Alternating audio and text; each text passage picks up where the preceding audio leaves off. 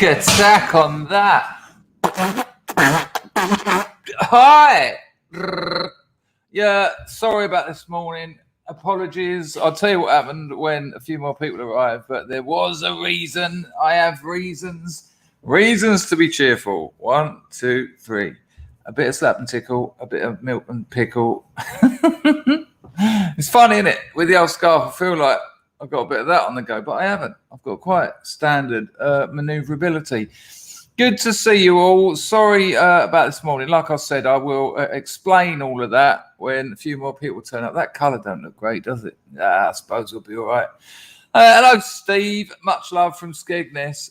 John, hello, Ian. John has been spamming, I saw, but he's allowed. There was no one else in there. Look, he's willing you, urging you, no less, to save your soul.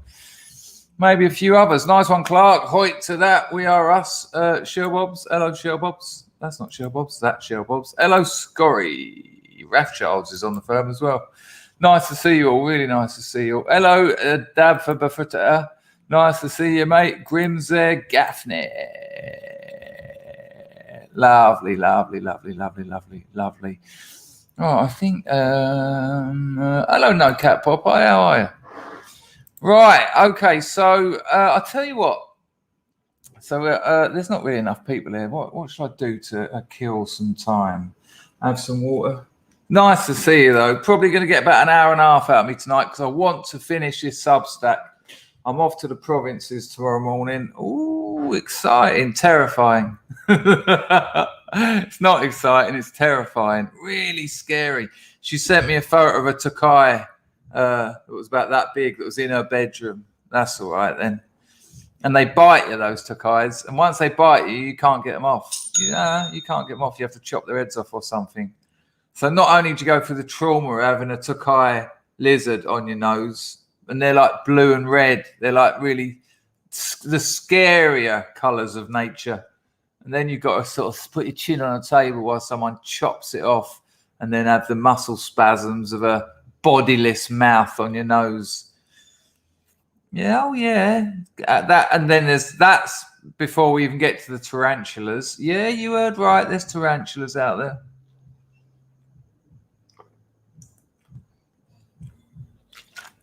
And it gets a bit domestic now. And I asked her to bring my rucksack back, my trusty rucksack that I've had since I went to the Ukraine about 20 years ago. Been on loads of holidays with me. I can get everything I want. It's only like, it's not a rucksack with a metal frame like the 80s. It's just a very good quality bag that's lasted. It's been to Thailand with me 20 odd times, Cambodia 10 odd times. It's not here, is it? So not only do I have to, when I arrive at the provinces, it's quite sweet because about 5 households all come out to welcome me. So there's like not because it's me, because that's what they do when they have visitors. You know, word gets round that someone's visiting. There will be a few more because it's a barang and the parents want their children to see a white person. No shit, that happens. And also, I've got all the sweets here for the kids because my missus didn't want to take them. She wanted me to bring them so that I could give them to the kids. So when I arrived being like a Jesus character, essentially, Jesus, it's a little bit like Whistle Down the Wind. I am the bringer of rotten teeth. Here, actually, I'll keep it in the drumsticks. No, you can have them. I don't like the love arts. But, whereas usually I'll arrive and I'll put a whistle on, you know, make the effort. The taxi's got aircon. Fucking pricey old cab, though, $90. The option is a bus that goes all around the houses, overtakes on hills. There's burnt out buses on the side of the road, all the whole journey. It's like, no. So I'll put a nice suit on, probably a cravat rather than a tie in that temperature. And it's quite nice to arrive, but it's nice to arrive with my nice rucksack, not, which is going to be the case, carrier bags. Super duper carrier bags with change of underwear, t-shirt, pair of jeans. First impressions count. Don't want to have carrier bags. What I might do is step out of the taxi and go, fetch some bags, please, someone. No one will understand that, and they'll drive off with all my things. But that'll be all right. You know what it's about, got her on a pound note. Right, I think enough people are here. So this is why there was no show this morning. Hello, John Palmer. Good to see you, son. This is why there was no one here. No one here? Well, there was no one here because I weren't here, because the show didn't exist. Chippity Chips Clips wants to know. No, they're all for the province kids. They came from Mrs. Me Innit. Fucking substantial selection as well, including some absolute classics, the yellow and blue refreshers with the sherbet in them as well. The swizzle stick with the red and orange powders. Yeah, I don't know if I'll be giving them away, to be honest with you. Hello, Rags. Good to see you. Hello, John. The show will be starting soon, people. Brandon's WBP says we were all here. How weird would that be? Imagine. I did actually start setting the show up. Here's what happened. So I finished last night's stream and I had a bit of work left to do. It's chaos at work at the moment. So many weird, shitty things going wrong. And like when things go wrong, that's my lookout. I don't have to sort them out, but I have to make sure other people are sorting them out. That's managerial work. And loads of really little annoying things, and loads of little annoying things build up into one, a big stressor. Anyway, so I had a bit of work to do, and then I thought, right, I promised to get this Substack out. I certainly want to get it done before. Hello, Jays, you looking after the place over there on Twitch? Good to see you, mate. So I thought I'd get it done, right? So I started writing at about 1 or 2 a.m., let's say 1:30. And it's this story of this Durban poison and the mushroom picking and the hundreds of coppers. Now, I thought, this is only like 600 words, really. Nothing much happens. I mean, nothing much happens in my stories anyway, really, let's be honest. They're kind of plotless, and that's how I like it. But start writing. Next time I look at the clock, 6 a.m. And I thought, and it's about 2,500 words, about 1,000 of which I'll edit out. And I just thought, you've just been staring at a monitor for 5 or 6 hours after a day's work and 4 hours streaming. And now it's 6 o'clock in the morning, which means you'll be sleeping in a room that's not dark. And I just joined the dots and thought, you're going to wake up with an headache. And as I was doing my nightly ritual, cleaning my teeth, washing my face, using the toilet, I could feel it coming on. I thought, here it comes. And I knew I shouldn't do this. I know I shouldn't do this. And it's kind of pissing me off. And this is why the novel's so slow during the editing process, because I know now that I can probably max about 3 hours writing in one hit. And I woke up and it was agony, not a migraine, but agony. And I started putting together the thumbnail for the stream, and I thought, fuck it, just say to him, look, I've got a bit of an headache, and it's going to be I might even do a call in or something. And I just thought, and then you're going to have an headache after that, because it uses a lot of energy streaming, and then I won't be traveling to the province for my girlfriend's birthday tomorrow, and that'll be hideous, absolutely hideous. So I decided against the morning stream for that reason. And, I can still feel it looming, but should be all right. And I've only probably got about an hour to do on that story to get it finished tonight. So if you are subscribed to my Substack, link in the description, that story will almost certainly go out tonight. And it's a cracker as well. And I was laughing as you're funny, man, Mr. Dangerfield. Yeah, this is some good shit. Nice one, Anglo-Saxon. Good evening, young man. Hi, good evening to you. Thanks for that. I'll open the doors of Grift Station officially when there's 90 or so people here. But thank you, Anglo-Saxon. That's much appreciated. Hello, Paul Candy. Hello, Livy. Good to see you. Hello, Rags.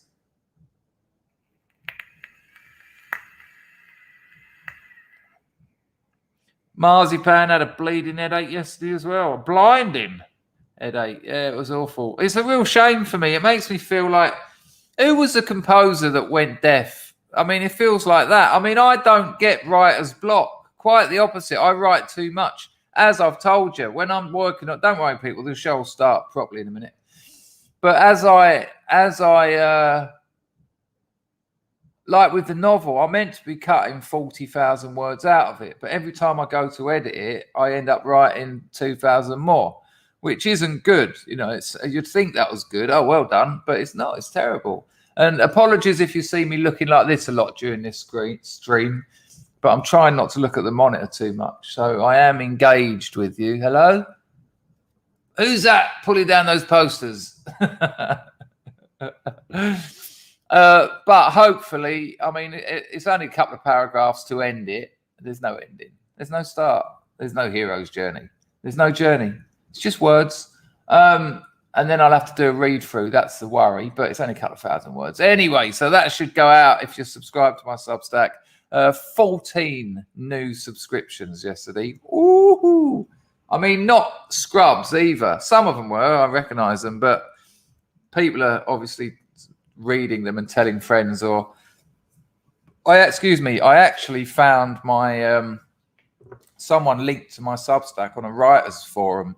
I think I got a load of subscribers from that as well. They said some very nice things about me. It's quite nice when it's a complete stranger going, I discovered this chap called Chris Dangerfield. I've Googled him. It would appear he's got a YouTube channel and blah, blah, blah. But anyway, his writing is blah, blah, blah. And I was like, oh, why, thank you. Screenshot. Who's turning up late? LC350's in it. Lazy Bones Outdoors. Hello, Mouse Cat. Nice to see you. Here in the gates on the firm. Lovely. He went deaf in one ear. Who was that? Mate. I was going to say Matehoven. Moteshoven. Baithart. Matthew C4's on the firm. Good to see you.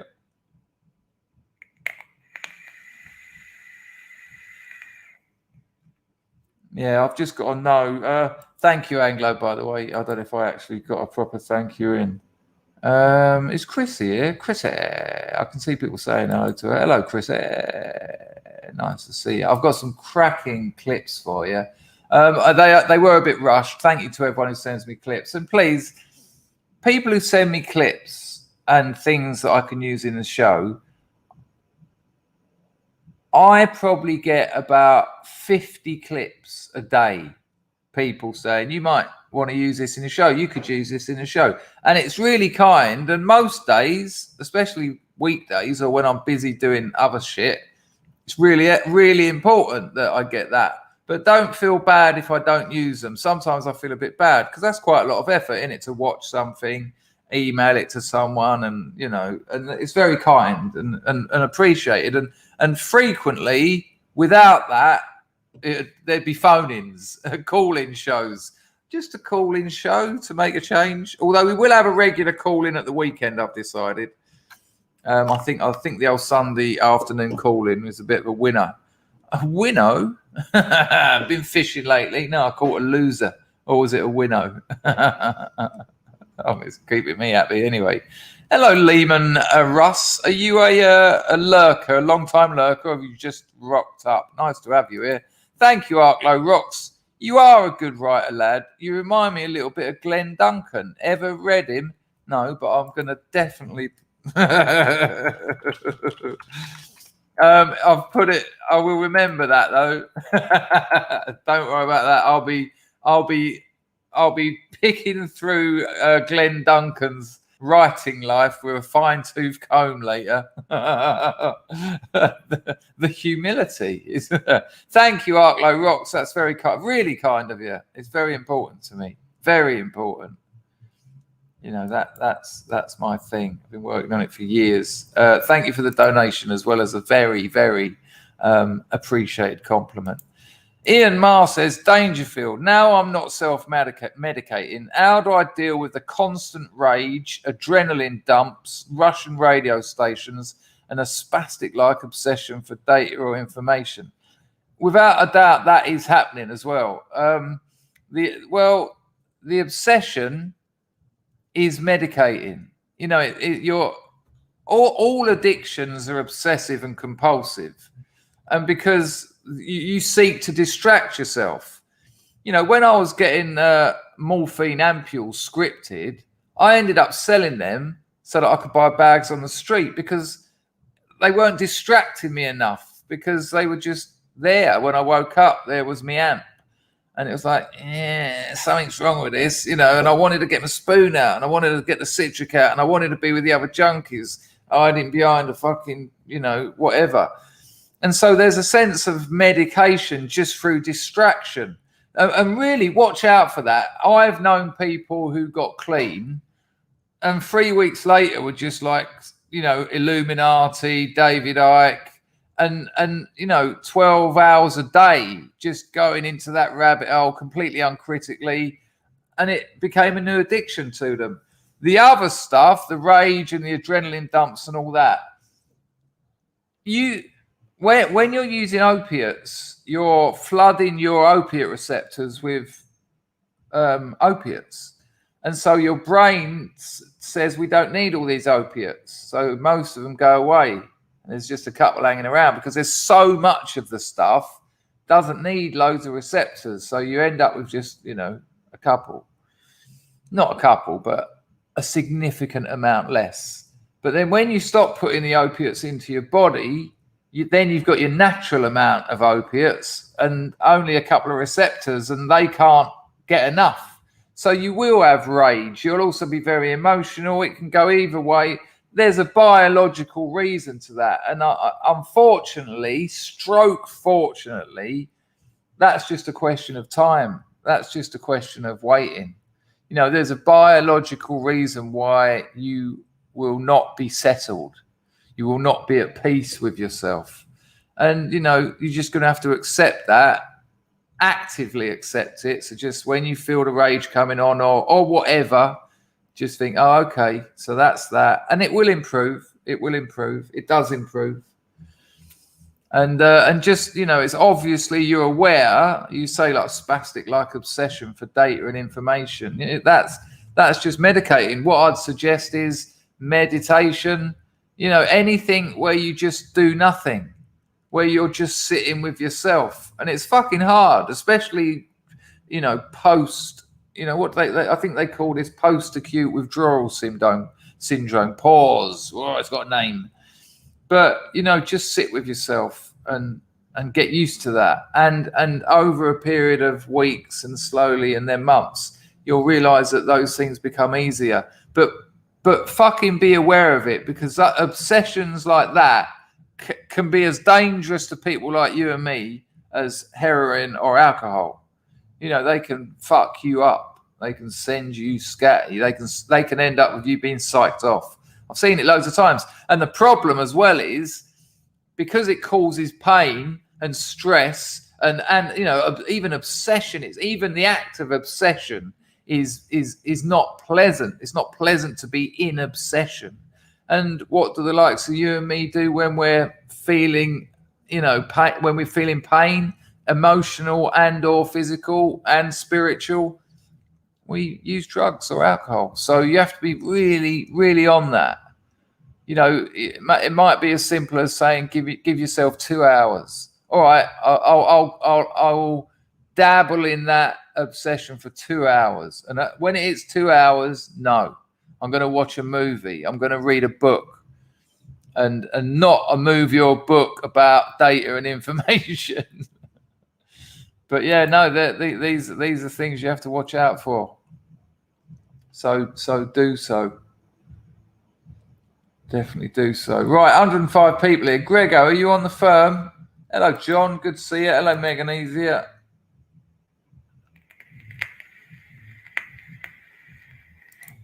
No cap, Popeye. Popeye's got a Substack writing tomorrow. What does that mean? It's not you, it's me. It's not you, it's me cut off going through trees. Be back in a sec. I don't know what that means. You've got a Substack, have you? No cap, or are you referring to the one that I'm going to come through? I check it all the time, Rags. I just went through your 50,000. What of it? I've got a few of yours in the workings. Actually, there was one that I wanted, that Scott's Armour sent you, that I wanted to play right at the beginning. So we'll get this one in before the show starts, because this is quite something. So before the show starts officially, people, this came to me from Rags via Scott's Armour, or via Scott's Armour from Rags, one of the two. And this links in with something that Salty Cracker was talking about, which I'll also show you about. Yeah, man, just accept it, Ian. Just accept it.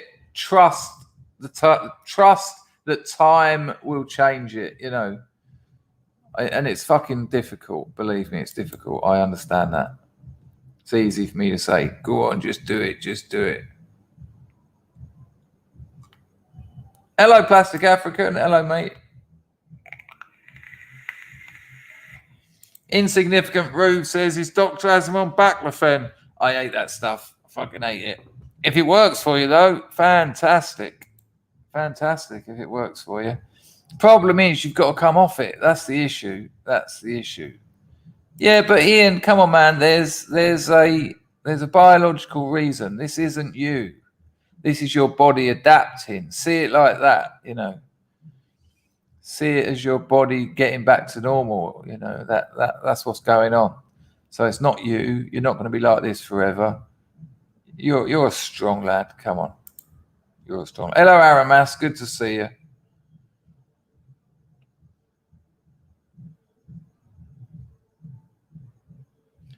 Chippity Tits Chips. Any idea why Top Cat and Vinnie Sutherland fixate on me and want me to be an hero? I don't know. It's just like being in the playground with them. I don't know. I ignore them if you don't want to engage with them. It's simple as that. Doing nothing? No, without a doubt, Mr. MF. I wrote a story about doing nothing.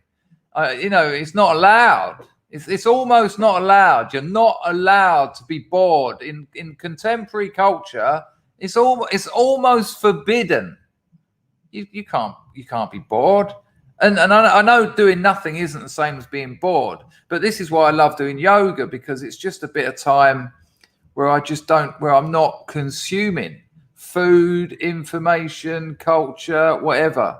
And when I do my meditation at the end of my yoga, like 20 minutes in the corpse pose, and it's hard. It's really hard to do nothing.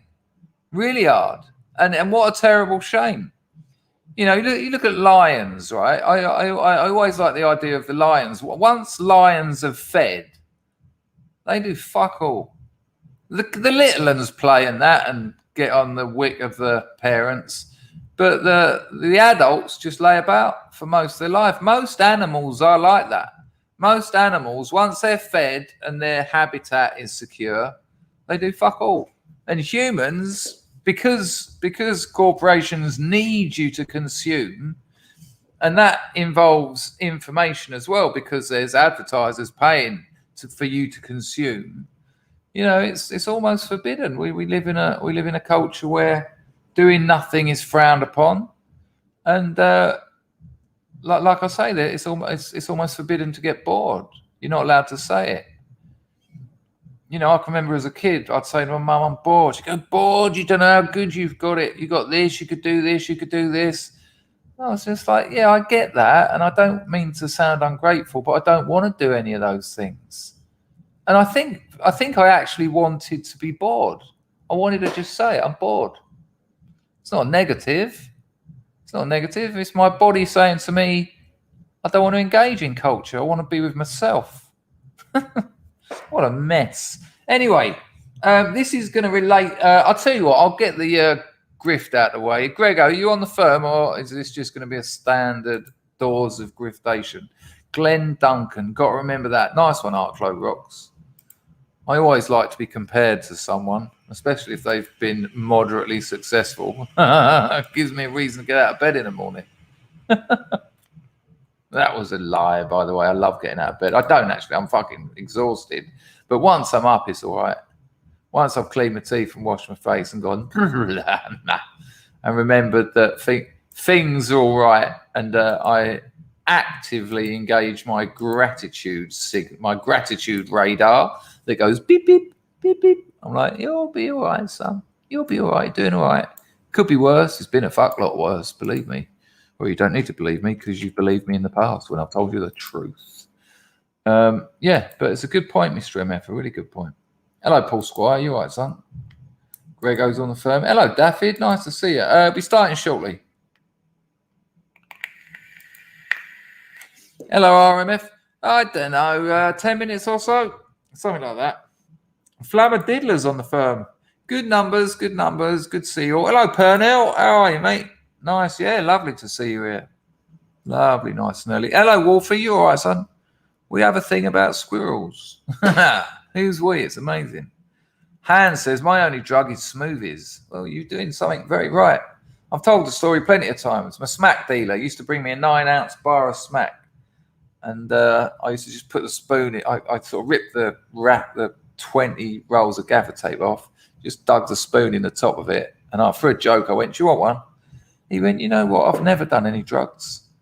He was a smack, crack, and weed dealer, right? Big one, not massive, but he'd done bars, 9-ounce bars of all of that. And if people wonder why it's 9-ounce bars, because there's 4 bars to a kilo, 36 ounces to a kilo. Anyway, it's called a weights and measures act for a reason. He went, I've never done any drugs. And there I was, dying, putting a spoon in a 9-ounce bar. He went, even on my birthday, they bought me half a pint the other week. He went, I had like a sip of it to cheers everyone, but after about 10 minutes, I just left. And I looked at him and I thought, damn, I wish I was you. That's not a nice thing, is it? To wish you was someone else. Horrible life. So Hans, you're doing all right there, mate. Just don't not have too many. There's a lot of fructose in those. Everything counts in large amounts. Do. Hello, Robert. Nice to see you. Hello, Mindful Smile. Hello, Otto. All right, Dennis. All right, Lee. The body changes massively when you stop. Hard. Yeah, it does. Well, if you love to engage with them, crack on. But you asked my advice. I don't know. I don't know anything about those people. They're not in my life. Hello, Ozmeister. Hello, Chris. Missed a few streams. That'll be all that touring of Southeast Asia, won't it? Right. Anyway, hello, Brad. Nice to see you. Right, the show's going to start shortly. Right, Grego is poised. All right, let me not make the same mistake I made this morning. Hang on a minute. I just see a donatiato come in. Hello, Lazy Bones Outdoors. Lazy Bones says, just an heads up from Fox Business. Free speech video platform Rumble is going public as part of the next step in its mission to take on big tech as an alternative to YouTube. Oh, that'll be interesting. That might be worth a few quid as a punt. That definitely might be worth a few quid. I've been trying to invest in BitChute with me and my best mate, Ray. He's coming on, Ray. They're just redoing the BitChute offices. They're decorating it. And he wants to come on when it's all nice so he can give us a show, a little walk around. So that's why it's late. That's going to be probably in about a week or so, actually. Hello, Lumi. Lumi loves doing nothing. There you go. Man who's got it sorted. Nice one for that, Lazy Bones. Hello, what's the name? Nice to see you. All right, don't worry, people. The show's going to start shortly. The Ozmeister says, hi, Chris. Haven't done a super chat in a while. You need to watch a video on BitChute. Just type in funeral director COVID and be prepared to be shocked. Well, I won't be shocked, Mr. Ozmeister. Perhaps you will be, though, because I've already seen it. I know exactly the one you're talking about. And it's interesting when it's a funeral director. It's the one where he says, me and all my mates haven't got a lot of work on. That's the one, isn't it? Nice one, Ozmeister. Thanks to the Lady Godiva. Always appreciated. 21st Dissident is on the firm. We've got our legal beagle on the firm. Nice to see you, mate. Hope you're all right. Right, okay. Where are we? Hello, Baz. Good to see you. Hello, Pags. Nice one. Here they all come. Hello, Steve. That's the second one you've had. That don't count. That's negated the first one. I better say hello again, Steve. Right. Hello, The Last of Us. We have to make the non-English lives here hell and give them no peace. I don't know if that'll work, but if that's what you think, then that's your choice. Nice one. What did you think? Yeah, did you like that? I deliberately didn't say legal because you probably know who that is. Yeah, nice to see you, Brad. Hello, Matt. Nice to see you too. Right, okay, Grego, let's do this. 5, 4, 3, 2, go. Hello, people. This is how you can support this channel financially. Top link in the description. You can become a member. That's a monthly payment. There's free strata, 7 quid, 3 quid, 1 quid. We do private streams for those people. If you join the top one, you can watch all of them. Join the second one, the bottom two. Join the first one, just that one. So quid, 3 quid, 7 quid. Lovely. That's it. Top link in the description. Super chat. That's the paying mantis. That's the $sign at the bottom of the chat. That's quite a good one. Or you can use entropy. The entropy link is in the description. But I'll put it into the main chat now, and I'll pinner to the top of the chat. If someone can confirm that the entropy link is up there, that would be well handy. You can also do SubscribeStar, the link in the description. That's like a monthly thing. Stop. Oh, no, don't stop. I don't expect to get rich out of this, but I do put a lot of time, effort, passion and research. So I do expect a few quid because it allows me to not do my day job, which does pay. And I must say, over a course of a month or so, you lot are quite generous. Stop. Yeah, I fucked it, didn't I, Greg? I told you to stop and I hadn't stopped. I didn't stop. I didn't stop, did I? I told you to stop and it didn't stop. Thank you, Rags. Nice one. 21st Dissident is considering adopting a beagle or a boxer. Come on, man. You're in the legal trade. It's got to be a beagle. And then it will be your legal beagle. Legal boxer's not so good, is it? Sorry, I ruined that, Grego, that time. I imagine you stopped it when I said stop, and then I added to it. Right, okay, people. So there you go. That's the grift out the way. It'd be nice if you gave a few donations, and you do. So that's what I really should just say. I think most of you know it by now. Right, so let's have a little look at this. This is interesting, and this overlaps with something I'm going to show you that Salty Cracker said as well today. This might seem not that relevant, but there is a kicker. Once it gets towards the end, you're going to go, eh? Daffyd says, I'm really mean, but some good stuff this week. I'm almost considering a Christmas tip. I like just this week. But that's better than nothing. No, never good, I suppose, isn't it? Right, it should have been Paul's. Hello, Broken Silence. It should have been Paul's. Hello, Woodlander. Good to see you getting massive views on that video. Great stuff. Right. Grego, we can scratch that one, man. I fucked it up. I apologize. I appreciate your effort, though. Don't crash on me now, computer. Oh, that was lucky. Right. Have a look at this. This will blow your mind. And it's worth it. It's worth plowing through the intro for what happens at the end. Trust me. If someone could give me an audio check, because it's hard to know when I'm actually playing it. And sometimes Telegram can be a bit temperamental. Check this out. If you can't read that, I can't get it any bigger. EU member shares EU contract with Koof vaccine manufacturer. Ready? Hello, La. Check it out. Ask your own government. Were you properly informed about what is going on? Because we had a lot of debate at the beginning of this year in the parliament. Cheers. All right, where we demanded full access to the contracts signed between these companies that produce the vaccines and the European Union. Right, so just in case you didn't get that, they demanded access to the contract signed between the European Union, which is a globalist organisation. Obviously, it's the European Union, and the manufacturers of the whatever you want to call it. So that's interesting, right? So they've asked to have a look at these contracts. Hello, Cron.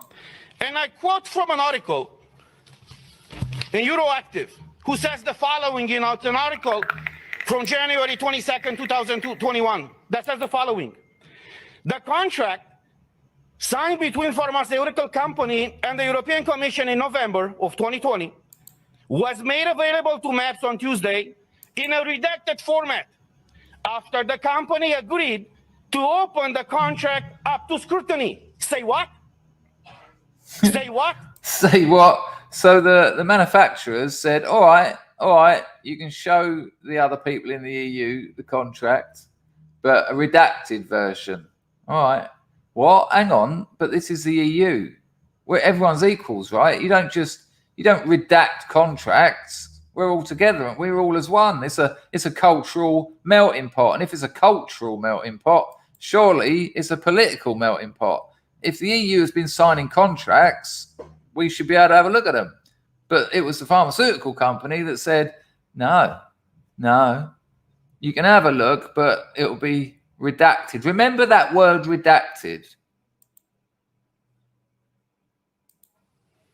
So you're imposing a medical product on the European citizens without them knowing what's in these contracts. Not only them knowing, but us, we don't know. So after a lot of pressure in the parliament, as the article says, these contracts were disclosed to us and to the public. And I want to show you some of those pages. And you tell me if this is okay for the European citizens to be exposed to this situation where they cannot come to work. Right, so you can see on that page he's holding up, there's a couple of bits blacked out. That'll be the redacted parts, but hold tight. So this is what was after pressure from European parliaments, European governments, member states of the EU demanding to see contracts signed. And then the pharmaceutical people went, all right, then you can see them redacted. Look at those couple of little black lines there, right? So after pressure, I mean, I don't know if you can see my mouse, but you can see little black line there, little black line there. Don't worry, I have absolute faith you're going to go, what the fuck? So I'll take it back a little bit because that last thing he said is important. Here we go. Show you some of those pages. And you tell me if this is okay for the European citizens to be exposed to this situation where they cannot come to work, they cannot enter a store, they cannot go with their kids to schools, where they cannot freely move from one country to another, unless in one situation is vaccinated with one of these products. So these are the contracts that were disclosed by the Commission with the approval of the company. This is unheard of. And I will just show you the page. Look at that. Look at that contract that they've let them look at. Yeah, what you're thinking is right. Those black bits, that's the redactions. These are the pages. Look at the fuck of that.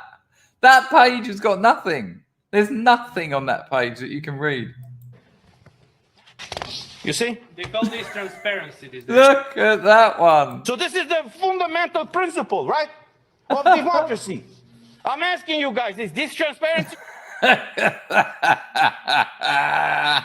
Yeah, of course you can have a look. No dramas. Look. Do you see anything? Because we don't. That is incredible.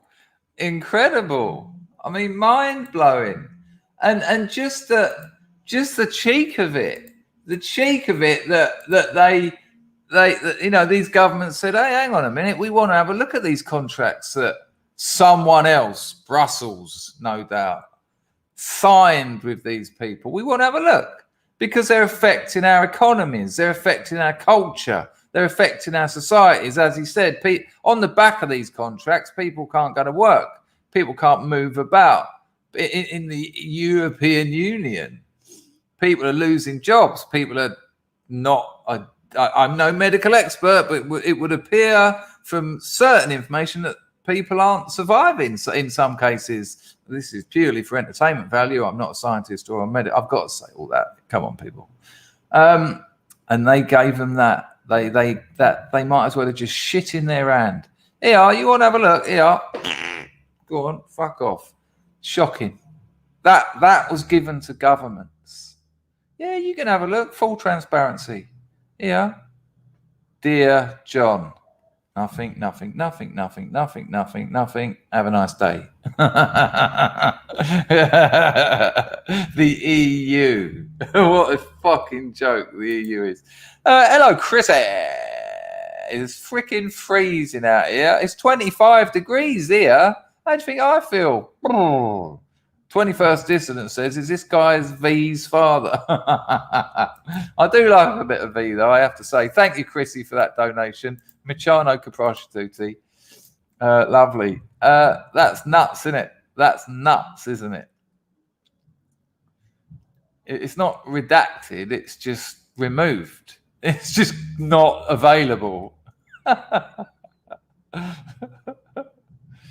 Hello, Mike. It's mad, isn't it? It's mad. I couldn't believe it. If you made a film about, corporate greed, pharmaceutical sort of heavyweights and governments, you wouldn't put that scene in it because it'd just be like, it's a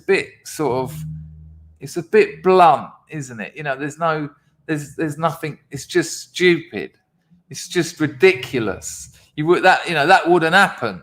People wouldn't believe it. It'd be like, there's what that part of the story isn't a story because it's just a confession. That's a confession. So much is said with that level of redaction. When you take out that much, when you silence that much, you scream the truth. It's just, can you imagine actually photocopying them off to give out to the different governments? Here you go, there's yours. What? Meanwhile, $1,000 a second being earned by these companies. Yeah. John says that Germany has locked down the unclean. Good Lord. Exactly. I've been calling it that for the last 2 months, Matt. Being called out. I keep being told they're neoliberals. Some of them might be, but they're definitely working from the communist playbook without a doubt. It's absolutely shocking. Mad, isn't it? Madness. You wouldn't trust that. Hello, Brian. Did I just see Brian? Hello, mate. Yeah. It's blankety blank. Scrubs are asking for the links. Yeah, but I can't link to Telegram clips.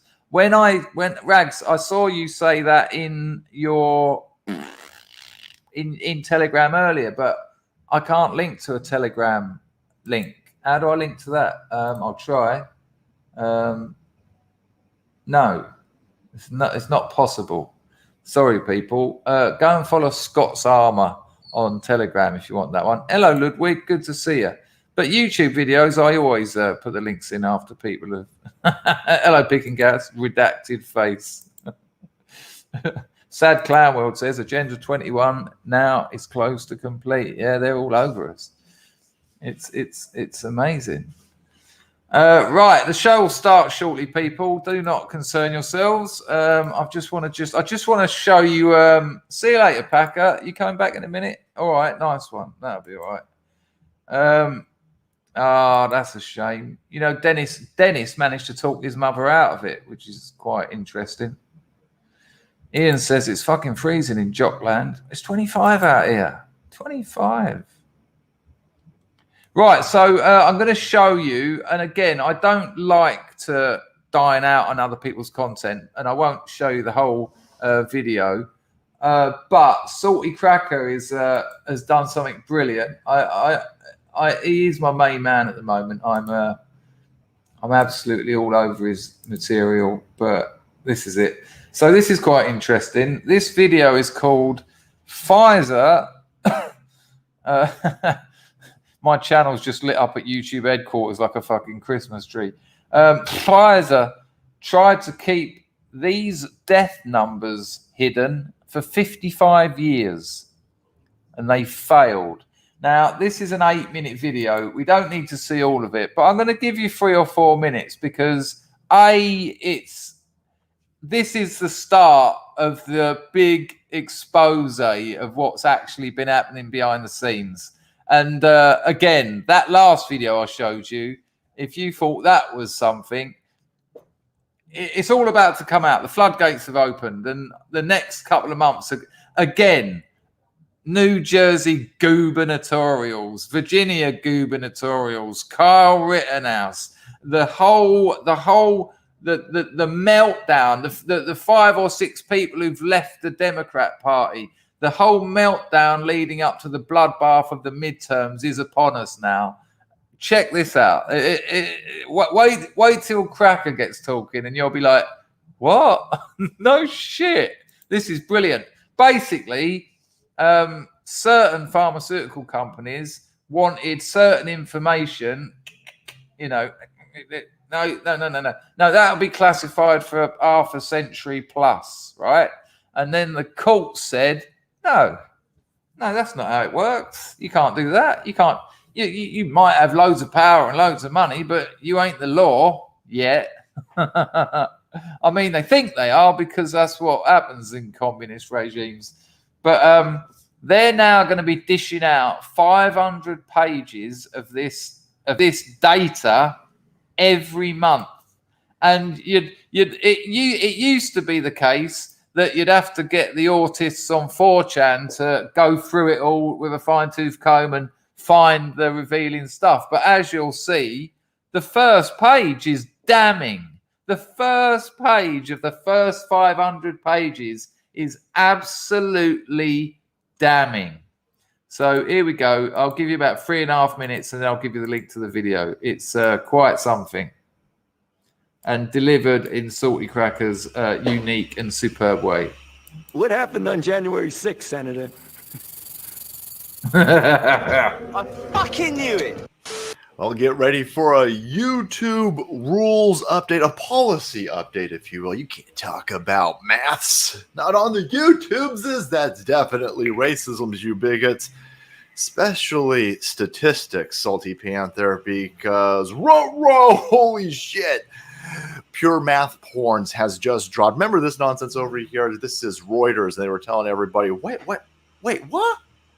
The FDA wants 55 years to process FOIA requests over vaccine data? 55 years. 55 years. Why do you need that much time to hide and massage all of this? What do you mean 55 years? If you have released this Fauci sauce that you're saying is 100% safe, 100% effective, and of course everybody's got to take it. It's mandatory, right, Joe Biden? And you can't sue Fauci sauce. Pfizer, Moderna, or AstraZeneca. You can't sue any of these places over it. It's totally making sense, and it's totally rational that they would also be able to hide all of the data and the paperwork that they used for their emergency use authorization for 55 years. I mean, come on. I mean, what? It's just fucking hide here. Bigots, you conspiracy theorist bigots. Okay, well. Just Sean says, my mum wants auto flowers for Christmas. What breeder should I look at? Without a doubt, Mephisto Genetics. Right, check this out. A court said, no, fuck you. And a court said, you're going to have to release 500 pages. The amount of documents they got for this is massive. They said, you're going to have to release 500 pages a month to the plebs. Ruh-roh. So I was sitting there going, okay, well, they're going to definitely, it's going to be 500 pages, and only one of those pages is going to have any information on it. They're going to be like, oh, well, we got a preamble over here. A preamble. Yeah, we did this in, 9 million font. It's going to be gigantic. I thought it was going to take 55 years, even after the court ordered them to release 500 documents a month. And I thought for sure all the good stuff would be at the end, right? No, guys, the good stuff's right at the beginning. No. Susan Wojcicki and the rest of these YouTube cocksuckers sitting there going, this is definitely against the law. Also interesting is, remember, it's illegal to possess these stolen documents. It's different for the media. So everything you learn about this, you're learning from us. Goodbye, Fredo. This is definitely against the law, right? But this is like WikiLeaks, right? This is a FOIA request. This is a Freedom of Information Act request over here. Holy shit. No. Only CNN. You can only get this information from the CNN and the Dr. Fauci's. Guys, we're just going to go over this one part over here because, So I know he does ramble and talk in code, but this is the first page of the first 500, right? The first page of the first 500 documents released on a, what do they call it? He just said it. I can't remember. Freedom of access request or whatever. Freedom of information. The first page. Check it out. Oh, no, without a doubt, Ludwig, it really does begin quickly here. Check it. The weaponized autists of the right-hand side are going to sit there. They're going to just pick this motherfucker apart. It's going to be glorious. And we don't even have to wait that long. We're just going to go to this one chart right here. We're going to go after tweet number 1 of something like 8 from this dude over here. This is Gal Shalaev and Bombshell Boys Siren. As ordered by the courts, the FDA must release the data its emergency use authorization for the Pfizer shot. The FDA has requested the courts to keep this information confidential for no less than 55 years. And this is a bit of a mess up over here. Now, they just wanted to slow walk the processing. They didn't want to keep anything. They were too afraid to come out and say, no. We got to put this under lockdown. We got to put this under a court-ordered secret. No. Hello, Shane. We need 55 years to process this. It's a small. We're splitting hairs over here. Anyway, the court said, nah, fuck that noise. You're going to have to release 500 pages a month. And here you go, page number 1. Page number 1, this one's insane. And I'm hoping I'm reading this wrong, but it doesn't seem like it's that fucking hard to crack. They're telling you, here you have, again, this is for the emergency use authorization. He's going to make the page a bit bigger in a minute, so you will get to see it. Absolutely. Hello, Rothschild. Zaccabalamo, without a doubt. He'll make the page a bit bigger. So you're talking about a time period of like 2 months. 2 months. This is very early. This is what they used. This is their sample size so that they can then say, no, it's totally safe, totally effective. Now mandate this motherfucker. No gerb if you don't get that jab is all predicated upon this, right? And they're telling you, okay, so they're going to break it down. They've got characteristics for the gender. Holy shit. We've got Deerkin in here. Deerkin? You got females. There's 29,000. Males, there's 9,000. That's weird. That's weird. Why is it almost a 3-to-1 ratio female to male? I wonder why they did that. I wonder if a certain gender is having their hearts fucking explode at a higher rate than the other. I can't. No, that's fucking stupid. I can't buy that for a second. And then, of course, they got the deerkin over here because you gotta fucking represent the deerkin, right? The deerkin. The sexually fluid, the pansexual flirty night elves, boys, they also represented. There's almost 3,000 of those fucking people. Okay, so you're looking at 42,086 people involved in this emergency use authorization, Pfizer, totally safe, totally effective fucking jab. Science, boys, science. 42,000 doesn't seem like a lot, by the way, when you're going to start trying to force 320 plus million of us to do this. But okay, anyway, we'll split that later on.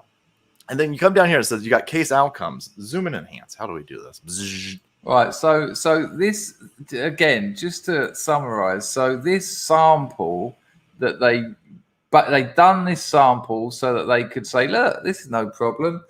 We can roll this out. So the sample is 41,000 people. That is relevant.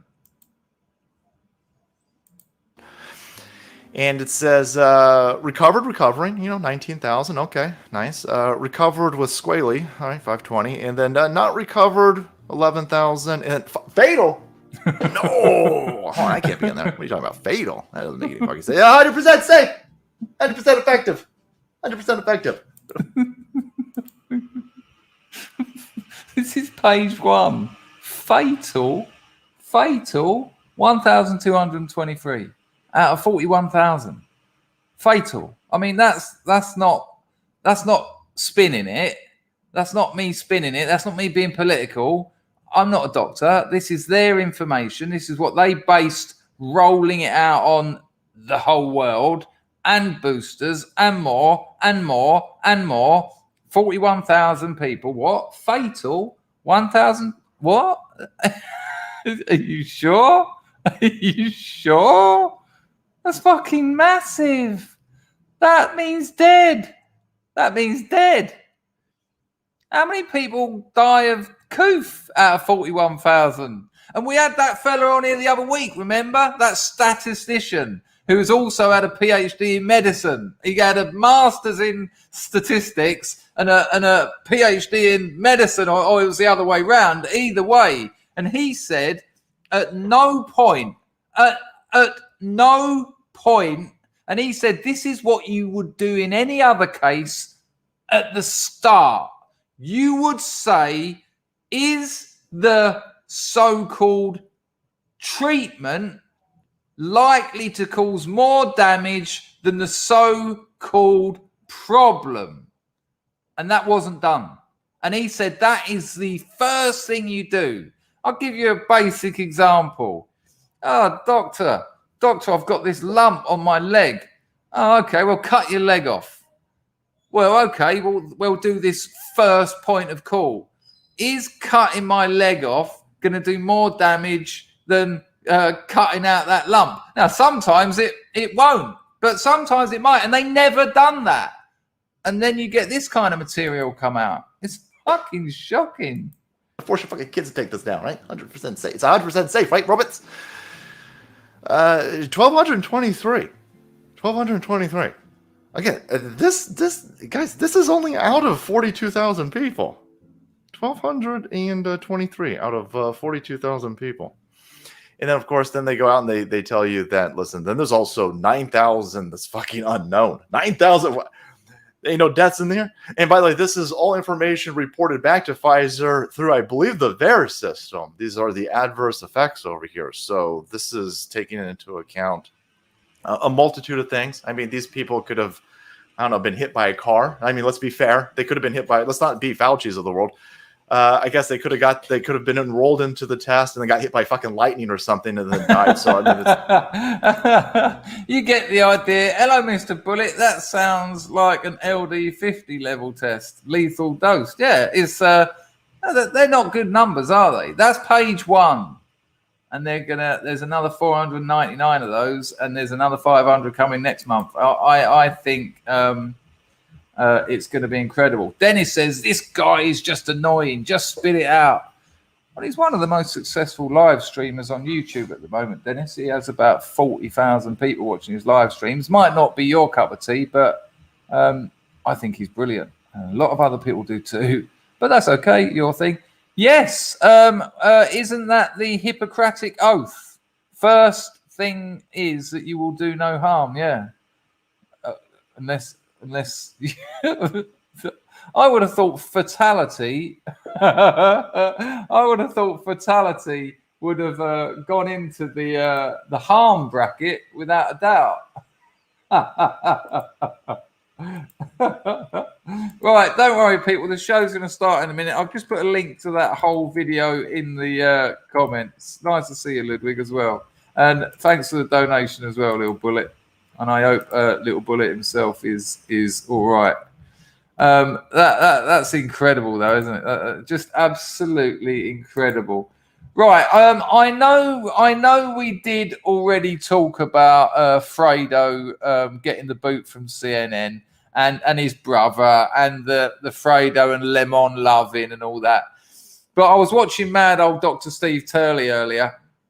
And he used that. He was talking about what's happened. If you don't know, Fredo Cuomo has been from CNN, and he was one of their most successful. And when I say successful, CNN are struggling to get 1 million views at prime time at the moment. Fox is like the top 20, and then you've got things like the History Channel, Cooking for Children. I'm not even making that up.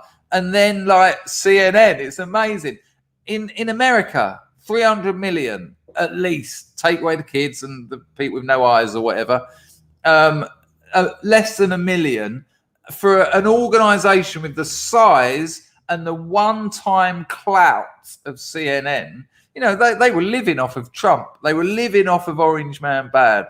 And they're just disappearing. And Fredo was one of their big boys. Now, I was watching Steve Turley just celebrating it, as we should celebrate these little victories, because because loads of little victories end up in a big victory. And as we go to the bloodbath of the midterms, it's just going to be more of these and more of these. Like I already said, I think 6 or 7 people have already retired themselves from the Democratic Communists of America.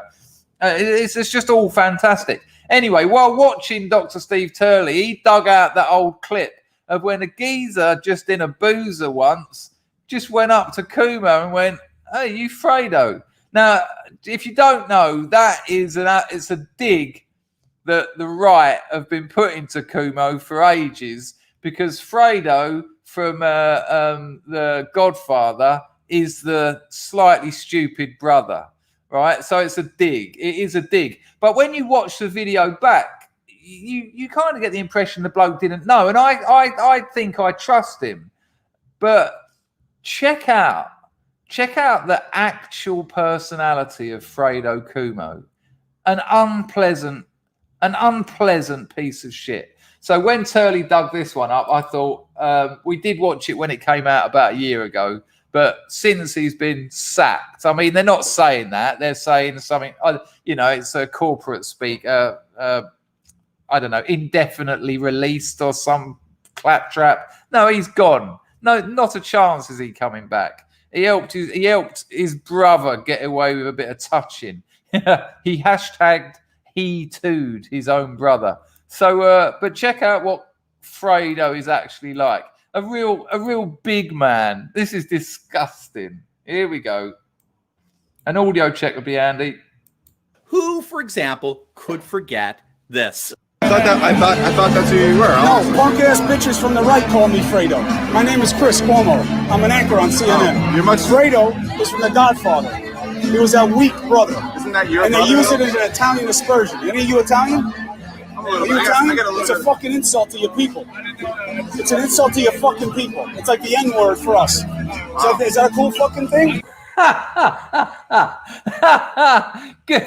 Hang on a minute. Hang on. Now, I'm ready to be stood corrected. It's weird getting that in the right tense in that context. But I'm ready for someone. How do you fucking say it? Lumi, how do I say that?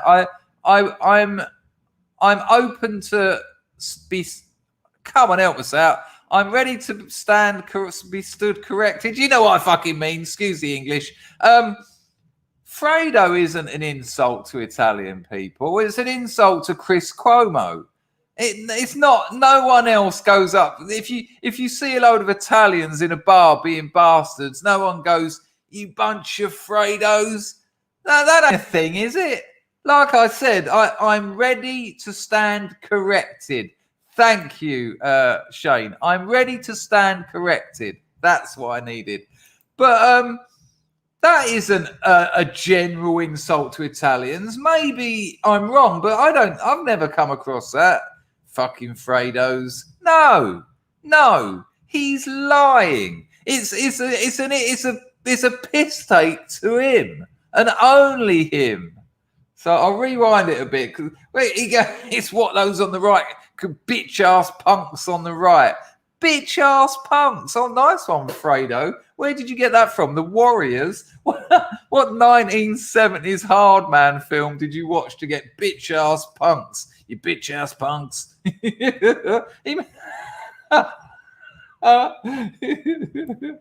Here we go. Oh, I've taken it back too far, but who cares? Because it's excellent. So check it out again.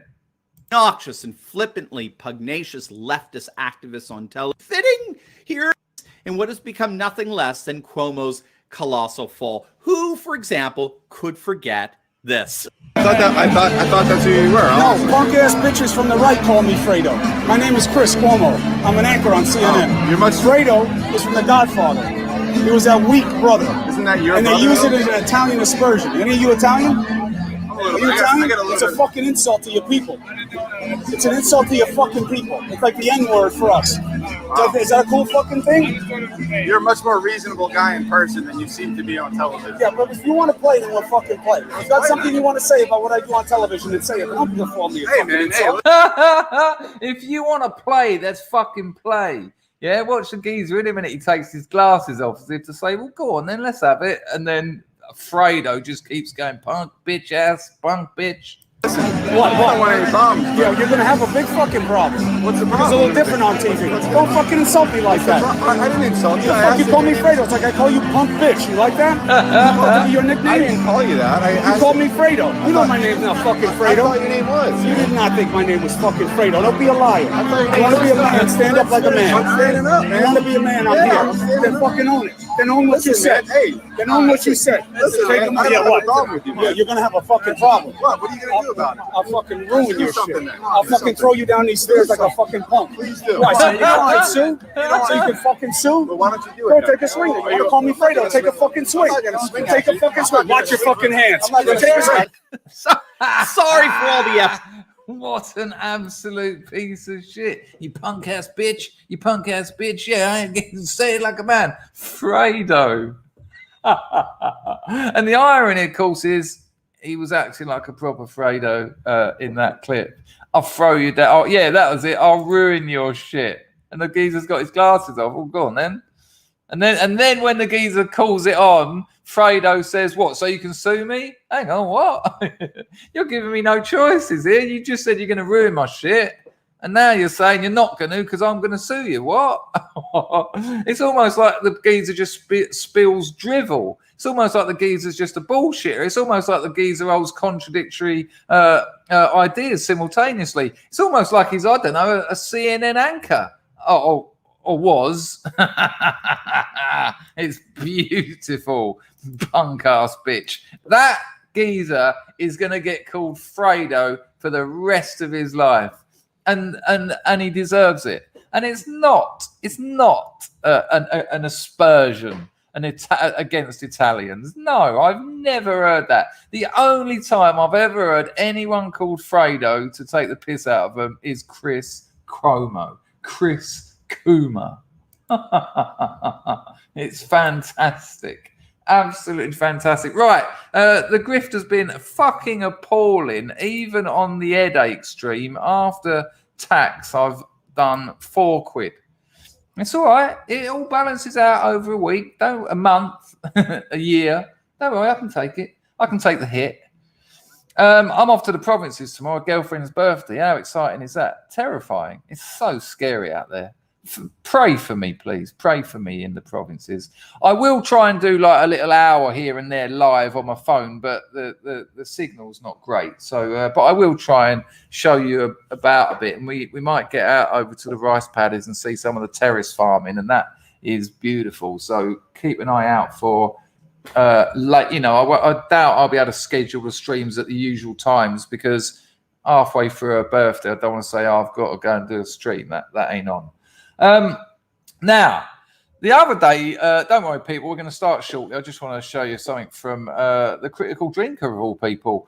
Quite interesting. And I just want to take you back a few. I just want to take you back a few months when we had Dan, the artist formerly known as the Iconoclast. Excuse me, people. The artist formerly known as the Iconoclast on this channel. And he made a really interesting point that I've been looking into since and considering quite a lot. Excuse me, a bit of agua.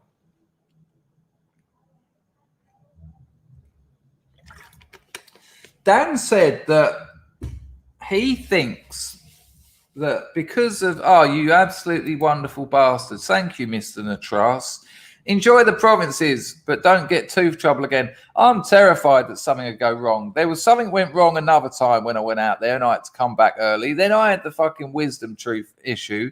And I'm terrified I'll get an headache tomorrow. And I've got to finish this Substack tonight. So thank you, Graham. I'm going to try and get a decent night's sleep. I've got to get up at the crack of dawn. Not that dawn. That would be ridiculous. But thank you, Graham. That's very kind of you. Paul Wilde says, are you wearing the whistle? Yeah, every time. I always turn up in it. I mean, I get out of it pretty quickly, but make an impression. I like my girlfriend's family and all, because as you weren't here at the beginning, Paul, all the other houses, and it's not like an estate. The nearest house is like 100 foot away, but they'll all know I'm coming because it's a community. I know, weird, isn't it? It's weird that everyone in a community know that someone's going to arrive.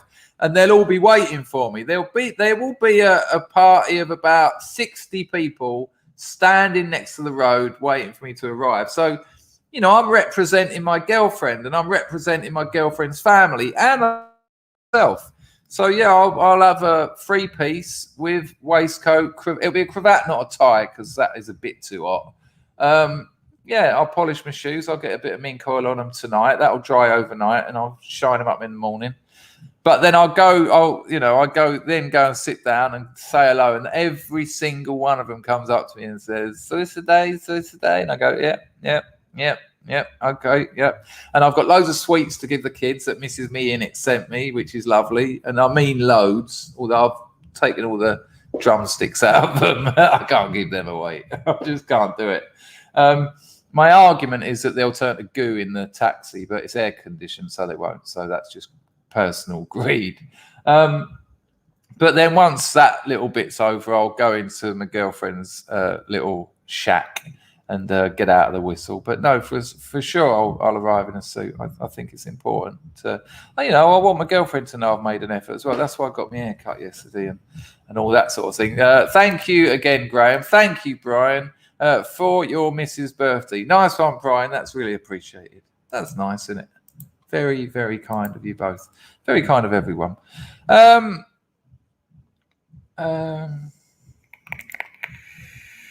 Is there a few token whiteys out there in them rice paddy land to drink beers with? There's not a lot. I mean, there's not a lot of European people here, really. It's 98% Buddhist Khmer, this country. I mean, there's a few around where I live. This is kind of like the Barang area, but I didn't come out here to spend time with them. With European people, I do occasionally because it's nice to speak English to someone, but I do that a lot here. But I like the Cambodian people. I like to learn new things from them.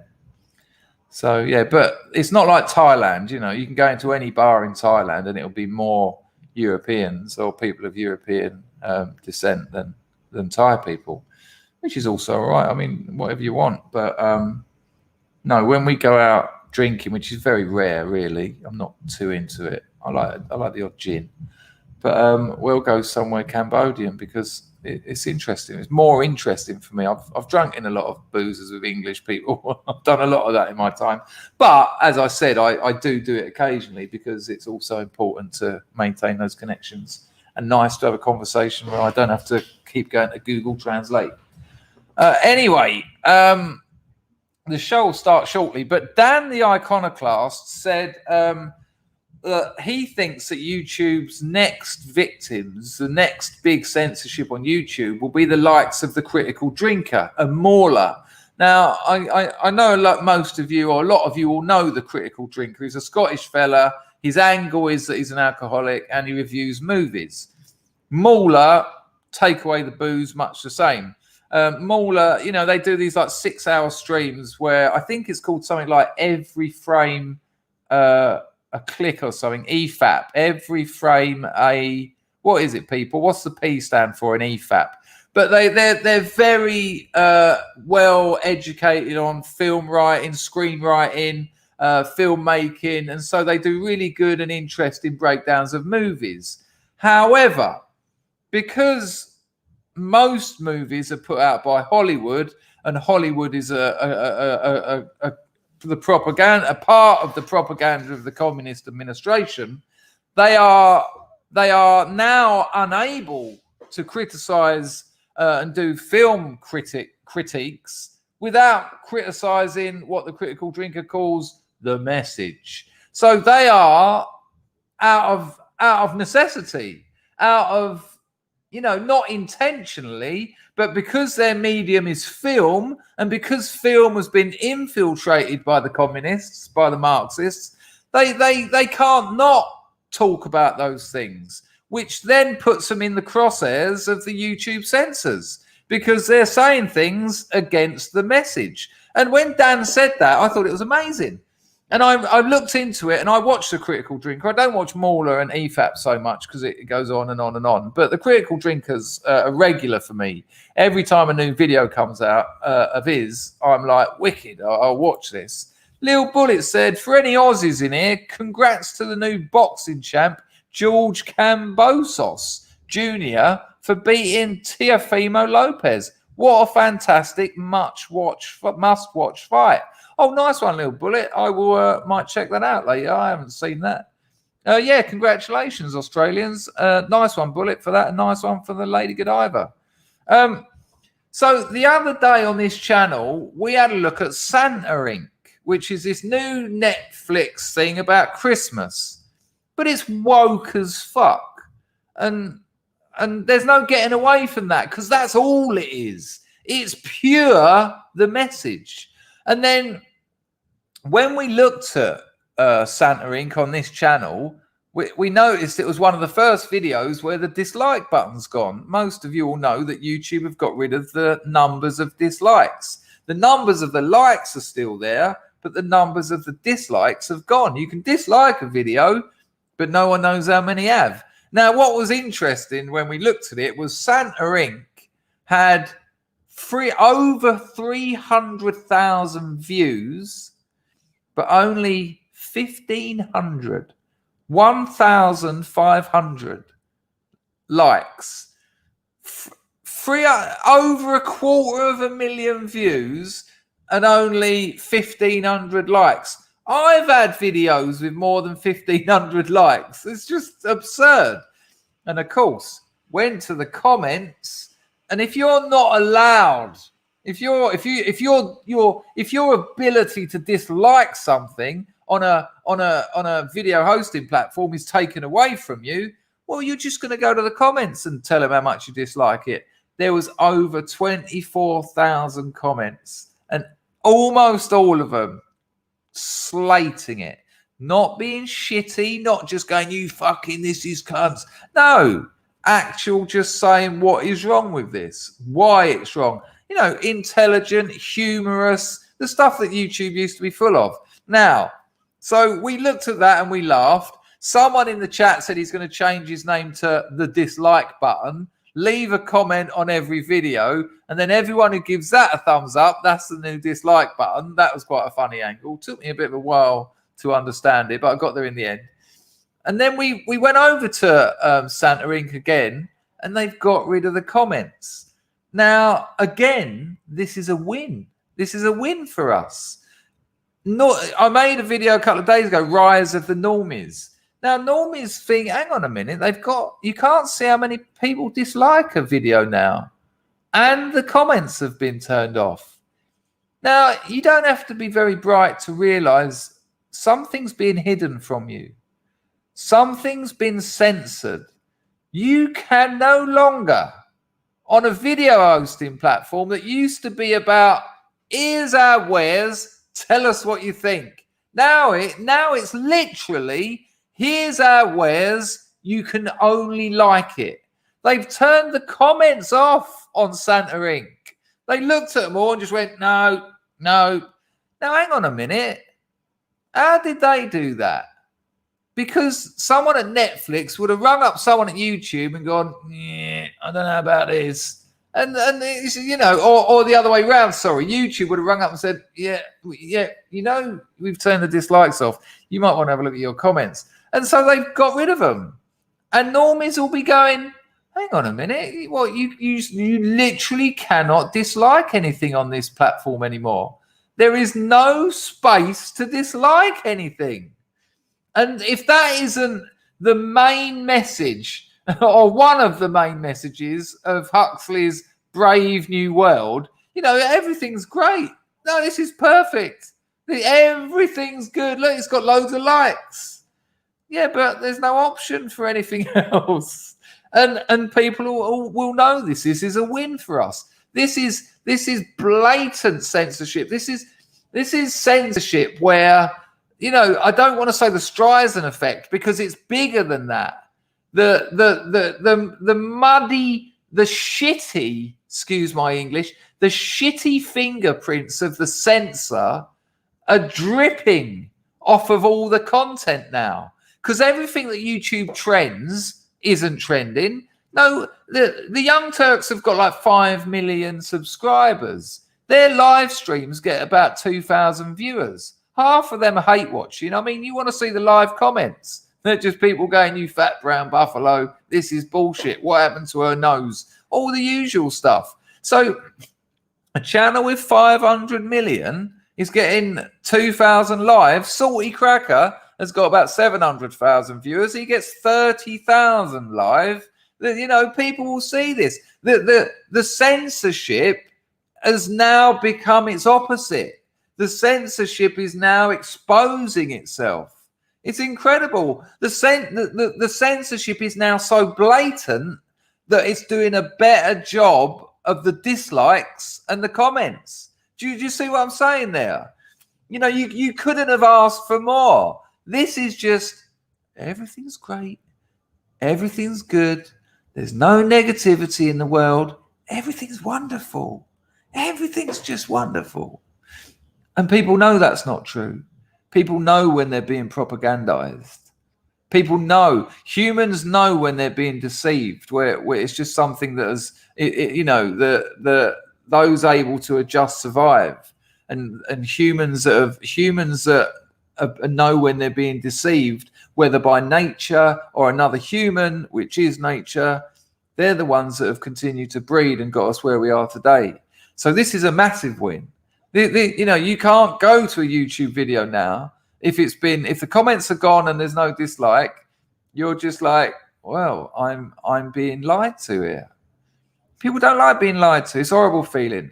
Don't deceive me, you bastards. Now, so there's all that. Then add that to what Dan the Iconoclast, Hayden, I'm on that, mate. Add that to what Dan said about the video reviewers. Nice one, Willow. Santa ink, where the hats are tiny. I don't know what that means, Willow. I have no idea. Nice one for the donation. Let me quit. Oh, hang on a minute. Did I just see someone in there? No. Hello, Loki. Nice to see you, mate. 160 people watching over here. Lovely. There might be a few over there on Twitch as well. Look into the propaganda ad they're showing on that video.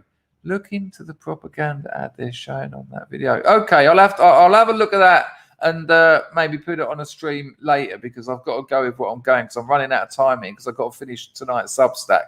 But I will do. Nice one, Hayden. Appreciate that, and I appreciate that donation. I think we might have looked at it the other day, but I'm not sure. Nice one, Carter. Good, Carter. Good to see you, mate. Appreciated. Right. Oh, really, Dennis? Thanks for pointing that out. Really? Oh, really?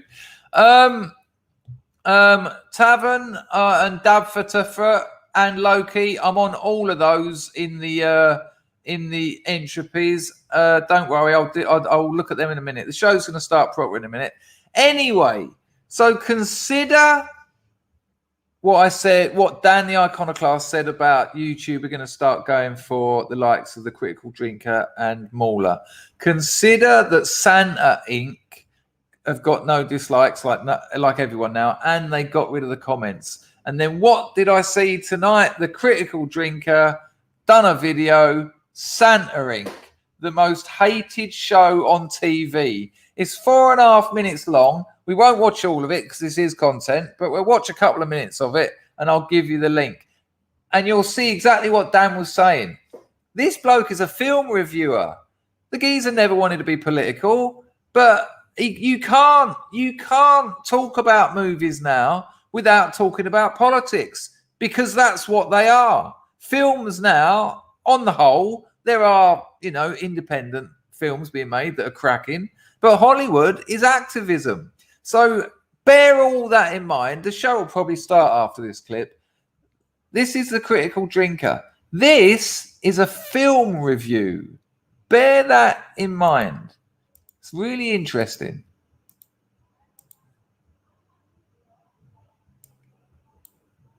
Ah, Christmas, the time of tradition, togetherness and goodwill to all men. A time of feasting, gift-giving and thankfulness for all the good things we've... Oh, fuck no. Out of all the different genres to be shat out by Hollywood over the years, there are a few that are more lazy, formulaic, and emotionally manipulative than the Christmas movie. Sure, there's some absolute classics out there that have stood the test of time, but there's also an endless ocean of generic shite that makes your average Marvel show look like a groundbreaking experimental art house project. But I believe a new champion has arisen to claim the throne that sits atop Bullshit Mountain, and that show is Santa Inc. One of the most wretchedly terrible, unapologetically awful products of human endeavor since fucking Cats. An 8-part TV show starring 2 preachy, self-righteous activists and theoretical comedians that have been so chronically unfunny for so fucking long that I genuinely struggle to remember how or why they even became famous in the first place. A storyline that tries to shoehorn every possible permutation of the message and mix it all together with crass jokes about the Holocaust and the unspecified virus of unknown origin. Good news, sir. More American kids believe in you than they do in vaccines or the Holocaust. I mean, did you see just that last 30 seconds? Look, let's just have that again. And I have to do this kind of stuff for obvious reasons. The critical drinker will be fine with me using this content, I'm sure. But just listen to this last 20 seconds of a film review. Just listen closely. Every possible permutation of the message and mix it all together with crass jokes about the Holocaust and the unspecified virus of unknown origin. Good news, sir. More American kids believe in you than they do in vaccines or the Holocaust. That's great. Fucking hell, this show's pretty much the perfect distillation of everything wrong with modern Hollywood. The premise of what could laughably be considered the story is that Sarah Silverman plays one of Santa's loyal elves, toiling away thanklessly all year long at the North Pole, while he gets to swan in at the 11th hour and take all the glory for himself. And if the subtle allegory of a rich, lazy old white man taking credit for the hard work of his downtrodden subordinates is somehow lost on you, then fear not, because the trailer takes the time to literally spell it out for you in a way that even your average TikToker could understand. But the position of Santa has mostly been a white man's game. That's because the modern figure of Santa Claus is derived from the Dutch legend of Sinterklaas, which in turn was inspired... There you go. I don't need to show you any more of that. I'll give you the link. And Dan is spot on. This they won't stand for this. And the thing is, as Loomy said, the critical drinker and mauler are probably normies who got pissed off because they realised that, hang on, I want to talk about movies, but movies are activism now.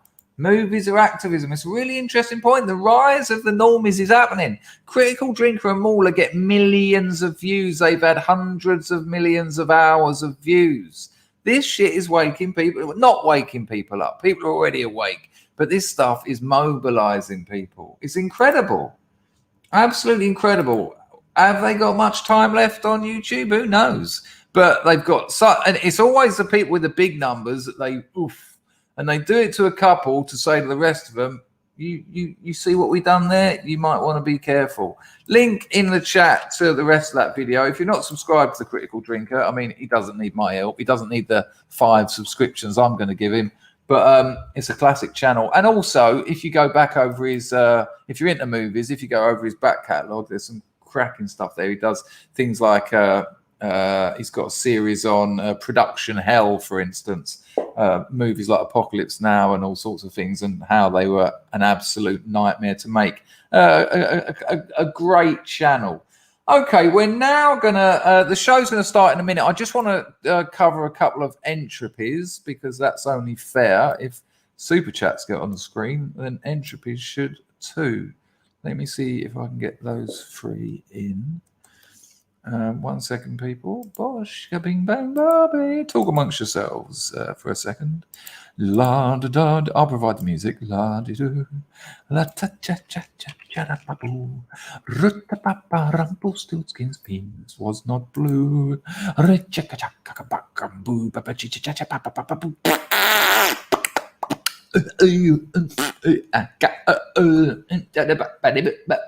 Cinderella took to the toilet, found herself a little friend. There you go. There you go. Bish, bang, bosh. Hi, sorry, I'm back. Don't worry, the show's going to start shortly. First out the gate, of course, is going to be your friend of mine, Loki Larry. Nice one, Loki. That's Machano Capricitato. Loki says, happy birthday to your lady. I hope you both have a great time. And he drops me $40 for the privilege. Nice one, Loki. I will be doing some reports from the provinces. I'm terrified of going out there, but I do love it. The thing is, Loki and everyone else who's choosing to listen at this moment, I remember when I went to the Amazon once. Yeah, I've been to the Amazon. And when there's 6-year-old boys and girls diving off of cliffs into one of the most dangerous stretches of contaminated poison, riddled with killer animals, bits of stretches of water in the world, you have to. You can't stand there as a grown man. I was about 30 years old. You can't stand there and go, fuck that, when there's kids doing it. So I done it. I got in and fuck me, I got out. I got in. I got out. I was like, I've done it. I am a real man. And it's much the same with the provinces. When I go out there and I'm like, oh, God, this is terrifying. This is terrifying. There's 4-year-old kids running around just putting up with it. I've got a bed to sleep on with an insect net over it, which also stops the tokais, the lizards, the snakes, the tarantulas. There's 4-year-old kids who sleep on the floor in the shack next door. It's like, come on. Are you a man or are you an absolute dick? Well, both, as you know. But that's my reasoning. I think, look, come on, just do it. What's the worst that can happen? Him bite you. You dead. But nice one, Loki. That's really appreciated. A couple more on the old Super Chat scoreboards. Let's have a look at these. Very kind and generous people. Tavern drops a Lady Godiva. He says, if Republicans take back the legislative and executive branches of government in 2024, the dislike button will come back with a vengeance. That's an incredible point. I think that's a really good point. I think you're right. I think I think you're absolutely right, because with those kind of changes in the Overton window, the communal consciousness, as with video hosting platforms and other internet forum type events. Tavern dropped a tenner as well. Thought I'd get in on the grift before the show starts. Happy birthday to the missus. Nice one, Tavern, for the 10-bit as well. Dafpa for TA says he dropped £3. Nice one, mate. What a wop Fredo is. The moniker is pronounced, bloody hell. Oh, that's better. Or Daff Beta, if that's easier for you. If you take requests, would love to see this again.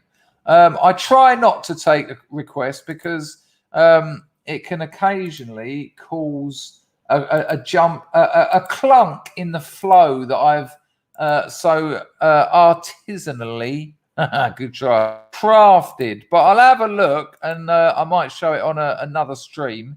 Yeah, no, I've seen that video. It's that. That's gonna be a bit. That's a bit risky, actually.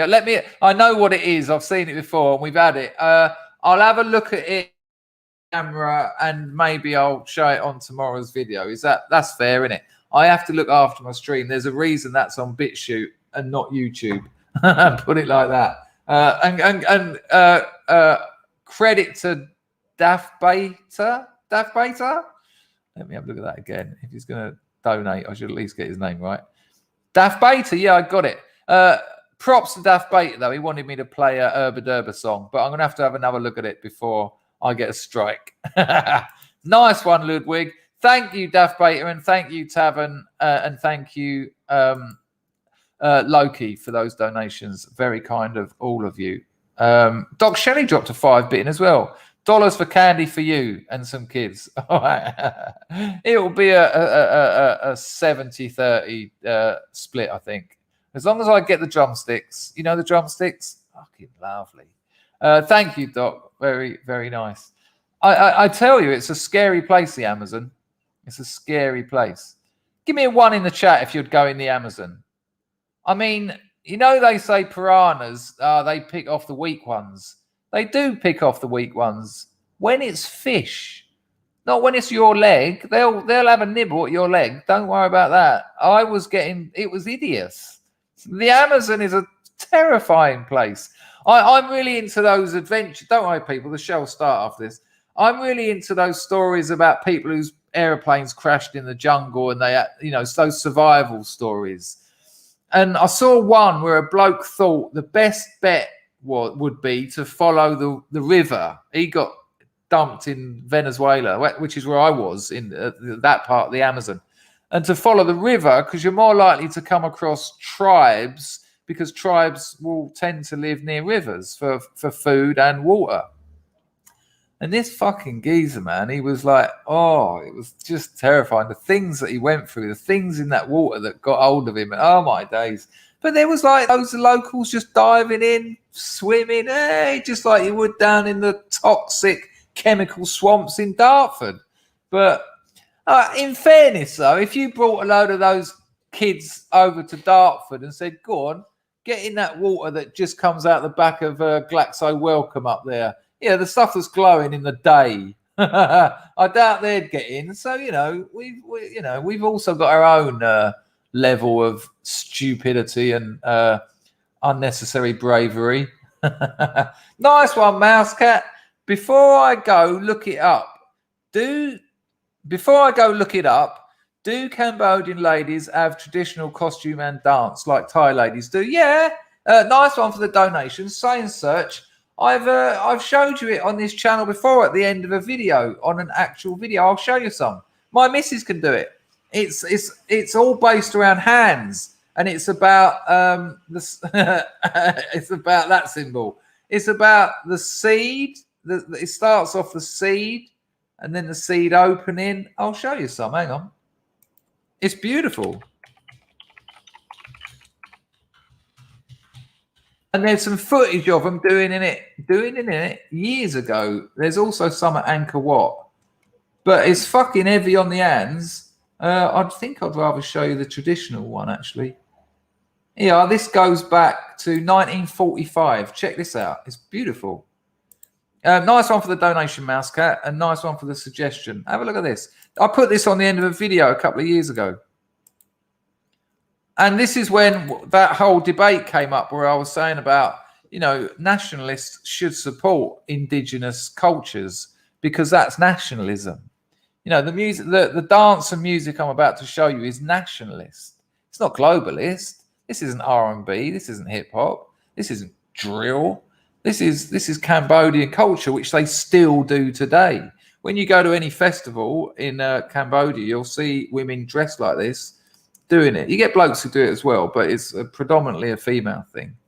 Have a look at this. It's incredible. And the reason these things disappear is due to globalism. Like I say, this is from 1945.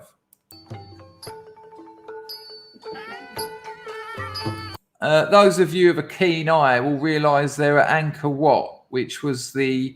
if you haven't seen the video that I've done with History Bro on his channel, Angkor Wat was it was known as the Pearl of Asia. And to give you a sense of size, when London, I think London had about 60,000 people living in it, when Angkor had 1 million people living in it. It was, you know, it was irrigated. It was, they dug reservoirs by hand that are like the size of like 30 football pitches. It was quite the place, and I've visited it. And I'm not usually into tourist things, but Angkor is fucking amazing.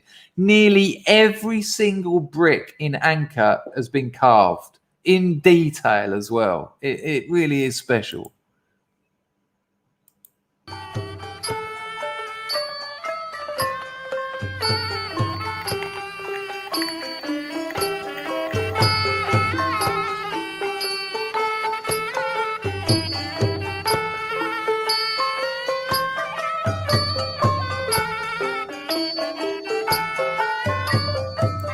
There you go. Beautiful. There's plenty of it, Mousecat, online. Just search for, just type in Khmer, Khmer, traditional dancing. It's quite beautiful. Yeah. 1 second. 1 second.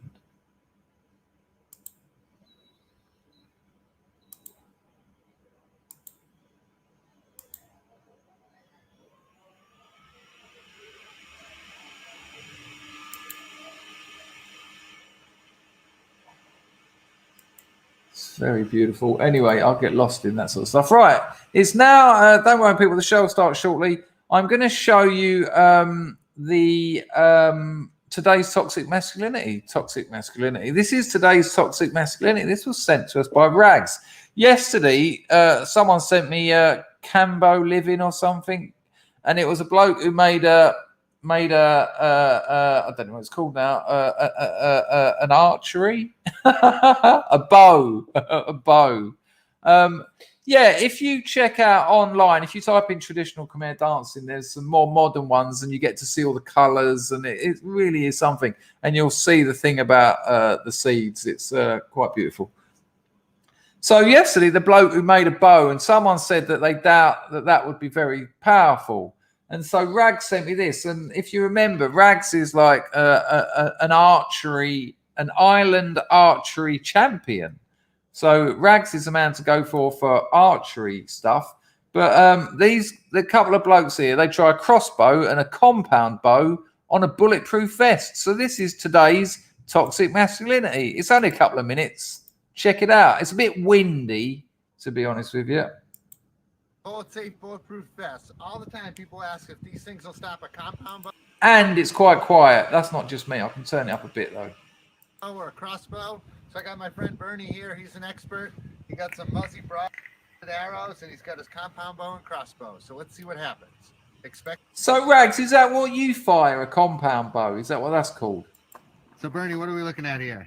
The muzzy. Fuck me, look at that. The last time you see that coming at you will be the last time you see that coming at you. You know what I mean? Broadhead. That's a mean one, huh? Yep.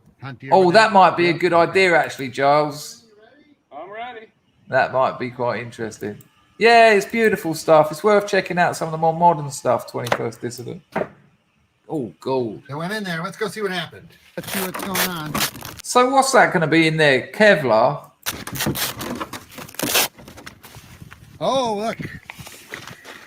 Feel that back? It didn't go through. It poked. Oh, why don't you want to touch it? See if it's sharp? It is. Oh, no. It's it's real close. Yeah. I wouldn't want it to happen to me, would you? No. No. All right. So let's test. It didn't penetrate all the way through, though. Yeah. So I used to have a bulletproof jacket that I nicked. I don't know what. I think it might still be at my mother's. It's in Desert Storm colours, right? And when I was going through my speed phase, I used to wear the fucking thing out in Dartford. It looked ridiculous. I was about like 70 kilos. I'm 6'2", so 70 kilos isn't great, right? And I had this Desert Storm, you know, the sort of yellow camo, an actual Kevlar bulletproof waistcoat thing on. You've all seen them. I used to wear it to the boozer. I was so out of my nut. I thought, well, there's nothing wrong with this. And when I was on the pisser once, some bloke went. He was on the urinal next to me. He went. Why are you wearing that? Now I know this is stolen valor. I know it is, but cut me some slack. I'd had about a quarter grams intravenous speed in the previous 3 hours, so I didn't know what planet I was on. All right, and I went. I said to him something like, why do you think I wear it? And he was like, well, there's not many shootings, is there, around here? And I went, well, my mate got shot and killed, which he did. But there still isn't many shootings around there. That was the only one I know. And I went to him. I honestly said this to him at the toilet. I went, I was there. He went, where? I went, you know. And then just carried on pissing. So it's not really stolen valor. It's sort of borrowed, suggested valor. Fucking idiot. What? I had a really hot bird at the time. Oh, I was meant to tell you all about that. I had a dream about her last night. Fucking hell. Freud says that dreams are wish fulfillments, right? And people find that hard to believe because dreams can be harrowing and hideous. But that's because your brain doesn't want that unconscious stuff coming in. It doesn't want your real wishes coming in. So it inverts them and changes them and encodes them and encrypts them so that you don't actually have to suffer your dirty unconscious. But my dream last night was my first girlfriend, and she was the age she was when I was with her, as was I. Weird. I always dream that I'm about 18. Yeah, pre-heroin. It's all right. That I'm sure that's what it's about. And she was complaining to me that it weren't working out of her husband. And at one point, she started taking her clothes off, and she had all this really sexy lingerie on. And I said, "Wow, you're really after a fuck, aren't you?" And she went, "Yeah." And then I woke up. And I tell you what, though, I had her in my head for a couple of hours, sent her some messages on Facebook. Now, this girl, I was so obsessed with her, I left her for a stripper. But I didn't want to leave her. I was testing her. I slept with a couple of hundred girls, probably 500-600 while I was with that girl over 8 years. And she always had me back. And they were tests. I hated sleeping with those birds as well. I was just lonely. We've been through all this shit before. But even when I left her, it was like a test. I was in Leeds. I was having the worst time of my life. It was fucking horrible. And I was with this bird who turned, you know, she'd done the best girlfriend in the world routine. And as soon as I got with her, it turned out she was a bulimic, lunatic, psychotic witch. Really, when you read my novel, there's a good few pages dedicated to her. And when you read them, you'll think this ain't part of the story. This is just him being really horrible about that girl. Yeah, that's all it is. Because I know she'll read it, and that's all it is. It's just my final say, and let her know what a witch she was. She turned me from a very sort of nice, curious young man into a broken adult. It was awful. But I was obsessed with that girl for about 10 years. I used to go down to where she lived. I've told you the stories where I collapsed outside her house, and there was no one in. I was just there thinking, oh, maybe I'll just knock on her door and her husband won't be in, and she'll invite me in for tea and say, oh, let's get back together and I'll leave my husband. And there was no one in. So I just sort of carried on having a couple of cans of superintendents, shot up some speedballs. About 7 hours later, I woke up in like a puddle of piss and a few beer cans and a couple of syringes sort of scattered around me. But they were now in. So her husband and her kid at some point would have pulled up, got out of the car and gone, the husband would have gone, well, what the fuck's that mess of pile of clothes? And she'd have gone, no, it's just my ex-boyfriend, just step over him. That happened a few times. It was disgusting. Here's the weird thing, though. The day I went to a rehab, my sort of 22nd rehab ever, the one that I did get clean at, the day I went and I had a talk with the head therapist, who's still my sponsor, that obsession stopped. And bless that girl, after 10 years of stalking her, finding her email, you know, the effort I'd make to find her new emails, find her phone numbers, and hassle her. I wasn't like a real bad, horrible stalker. I'd just write her letters. So much self-pity you wouldn't believe. Disgusting self-pity. I got this. It was like I was talking to Ian earlier about self-obsession. I just got it into my head that if me and her got back together, all my problems would be sorted, and that the reason I'd ended up a street junkie was because I left her. There's actually some truth in that, but it wasn't her fault. And getting back with her wasn't going to make it change. And it was weird when I finally let go of it. But I tell you what, I'm back in contact with her after all that. And it's lovely that she has let me back into her life. It's very she holds me at arm's length, but we do exchange messages occasionally. And it's really quite nice. It would have saddened me to have got older and older and never have spoken to her again. And, you know, I don't think she's forgiven me, but I think there's a bit of understanding. And more importantly, I've forgiven myself, which isn't to say I'm off the hook at all, but there's no point beating myself up about it. That's pointless. So yeah, I just thought I'd get that in before the show starts. But anyway, we'll carry on with this bit of toxic masculinity. Let's have a look what happens. Bernie, they rate compound bows by velocity. How much? What's that one? That's 301 per second. Rags, have you got one of those weird semicircle bags there with all his bows and bits in it? Or have you got about 7 of them? 101 feet per second. All right, now we're going to try this bad boy. How many feet per second is this? 365. 365, okay. I'm not holding much hope. Rags, what's more powerful? A crossbow or a compound bow? Oh, hello, dual citizen. Nice to see you. Yeah, almost 100 likes. Lovely. Well, the numbers are getting up again after my dreadful manageability of a few problems I had a while back. Buenos noches, Scrubs and Dangerfield. Nice one. Yeah, that'll be handy, Loomy. We helped each other out, and then when it comes again, let me know, and I'll return the favour. Nice one. And it also helps you as well. Put in a little bit about what you do. Sorry, people. The show will start. Hello, ST911. Good to see you, love. So the crossbow is the stronger one, is it? They get super powerful. Oh, nice one. I want to know what the master says, though. Everyone's saying crossbow.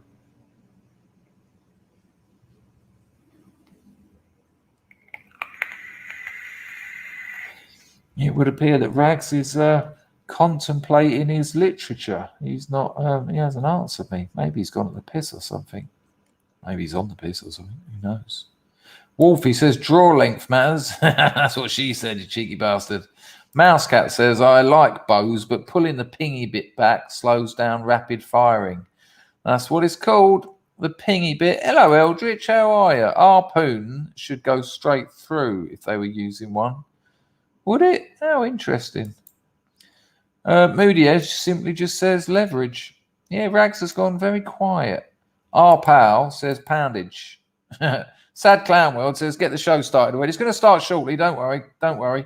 Irresponsible Onions got one for the pending apocalypse. Well, that's what we were talking about yesterday, interestingly. Nice one, Willow. Bernie is going to fire a bolt left a bit. I don't know what that means. But it makes a change from Mrs. Me in it. Nice, Willow. Hello, Howard. Good to see you. It would appear that everyone's saying crossbows. Okay, that's interesting. Jays wants to know which one's more accurate. IR says depends on the bow. There you go. ST911 is being optimistic, saying the show will start in 5 minutes. We're nearly there. Well, let's have a look. Let's find out. So, all right, let's see what happens. Hello, John. Ooh. Oh, that seems a bit more powerful, doesn't it? Let's see what happened with that. That looks a little deeper. Let's go see. All right. Clearly, I am absent of a cultural reference because loads of people are saying the golden shot, and is that a movie or a scene from a movie? I don't know what's happening. It's all going over my head here now. You're real close range too. The crossbows absolutely killed him. He's been hurt, that's for sure. How do you dig that out? In Rambo, he breaks it off and swallowed it or something. I don't know. I don't one of these. That certainly left a mark, didn't it? Probably in the geezer's back and all. Oh, Bernie the Bolt, old TV show. Well, there you go. 70s game show. Oh, yeah. Look what it did. Yeah. It looks like the crossbow's the one to get. All right, so the conclusion is that bulletproof vests don't totally stop a crossbow, and they didn't even do that great against the compound. It stopped the arrow, but it was really close. So Bernie was at close range, maybe about 5 yards, 5 to 10 yards, and this crossbow definitely did a number on it. So there you go. It definitely did a number. Now, let me tell you a little story. I was round a geezer called Trevor's house. He was a junkie, and he was an absolute piece of shit. I despised the fact that I had to hang around with him. He had the motor, though, which was better than bunking the train and getting covered in anti-climb paint. Read in my Substack whatever happened to hunting, and you'll see the problem with getting a train to Abbey Wood every day. Now, I was round that Trevor's house once, and it was kicking off on Temple Hill Estate. There was a bit of a banging on doors and some bird going, just go away, fuck off, leave me alone. And so Glenn, He was this tall fella, Glenn. He was like, it was Glenn and Trevor were a bit like, oh fuck, what are their names in Mice and Men? Someone tell me the names of the leads in in the movie. In the book, who is it? Lenny and George. That's it, Lenny and George. And Glenn was kind of like the George character. I think George was the sort of simpleton one.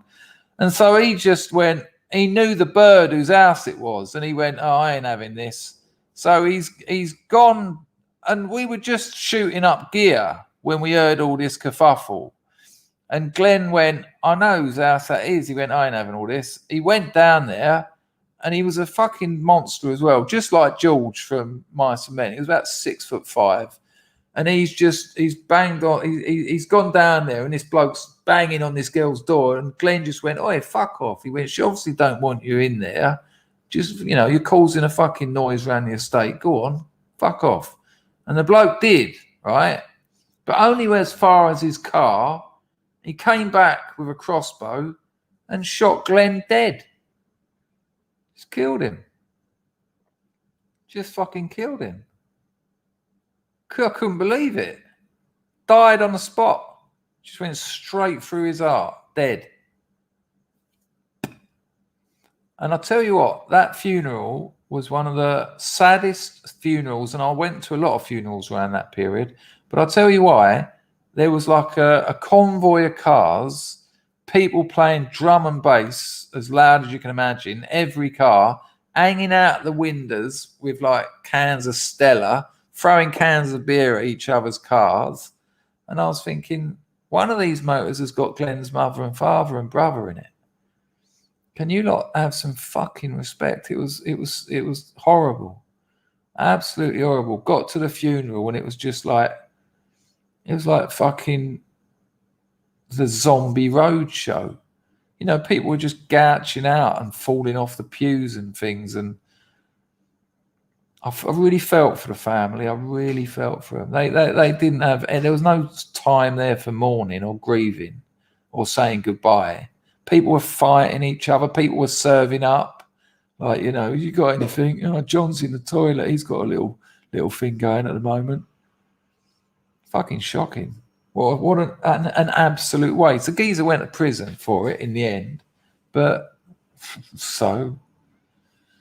Anyway, on that dark note, I think the show's going to start. Oh, it was only yesterday that I was saying that memes, especially the phalanx gun of mimetic magic that's going to be fired between now and the midterms, is, yeah, he was a lovely bloke, Glenn. What a terrible shame. It should have happened to the other cunt, to be honest with you. If I'd have had a choice, I'd have had Trevor. That's not a very nice thing to say, but he was a horrible bit of work. Horrible bit of work. So yesterday I was saying memes have replaced stand-up comedy because stand-up is now activism and people applaud. You know, we know what late-night comedians are like. We know what... I had agents telling me, I'd done stand-up, if you don't know, for 10 years in England. I had agents telling me I was one of the best stand-ups in the country. And then in the next line telling me, but you're never going to get anywhere because the cultural climate is wrong.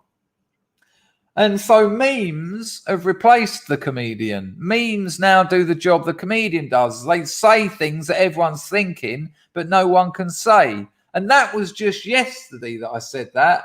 And so you'd imagine my surprise when Paul Joseph Watson put this video out today.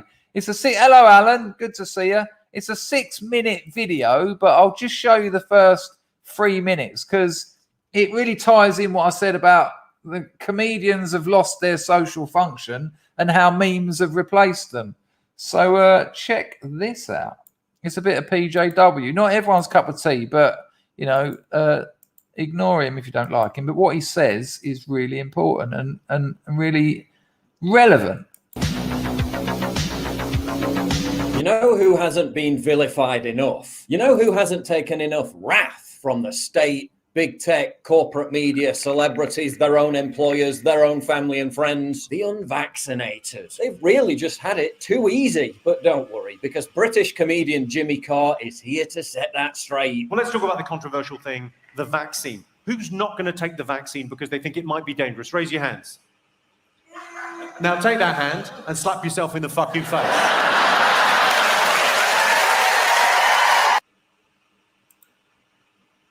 And there you have it. Not so much laughter, but applause and cheers and boos. The fucking sheep on those people. I mean, was it just a few minutes ago that we had a look at a sample of 41,000 and nearly 2,000 of them had carked it? You know, that's a comedian. The comedian's job is to challenge the dominant narrative, to challenge the media hegemony. Not anymore. Now it's to support it. And as you'll see, that isn't one little joke. I mean, I'd let him get away with it because actually the idea of supporting something by putting your hand up and then telling someone to use it to slap themselves around the face on its own is quite funny. But as you'll see, his set is basically all that. What an arsehole, Jimmy Carr. The spread of COVID was directly linked to how dense the population is, and some of the population really quite fucking dense.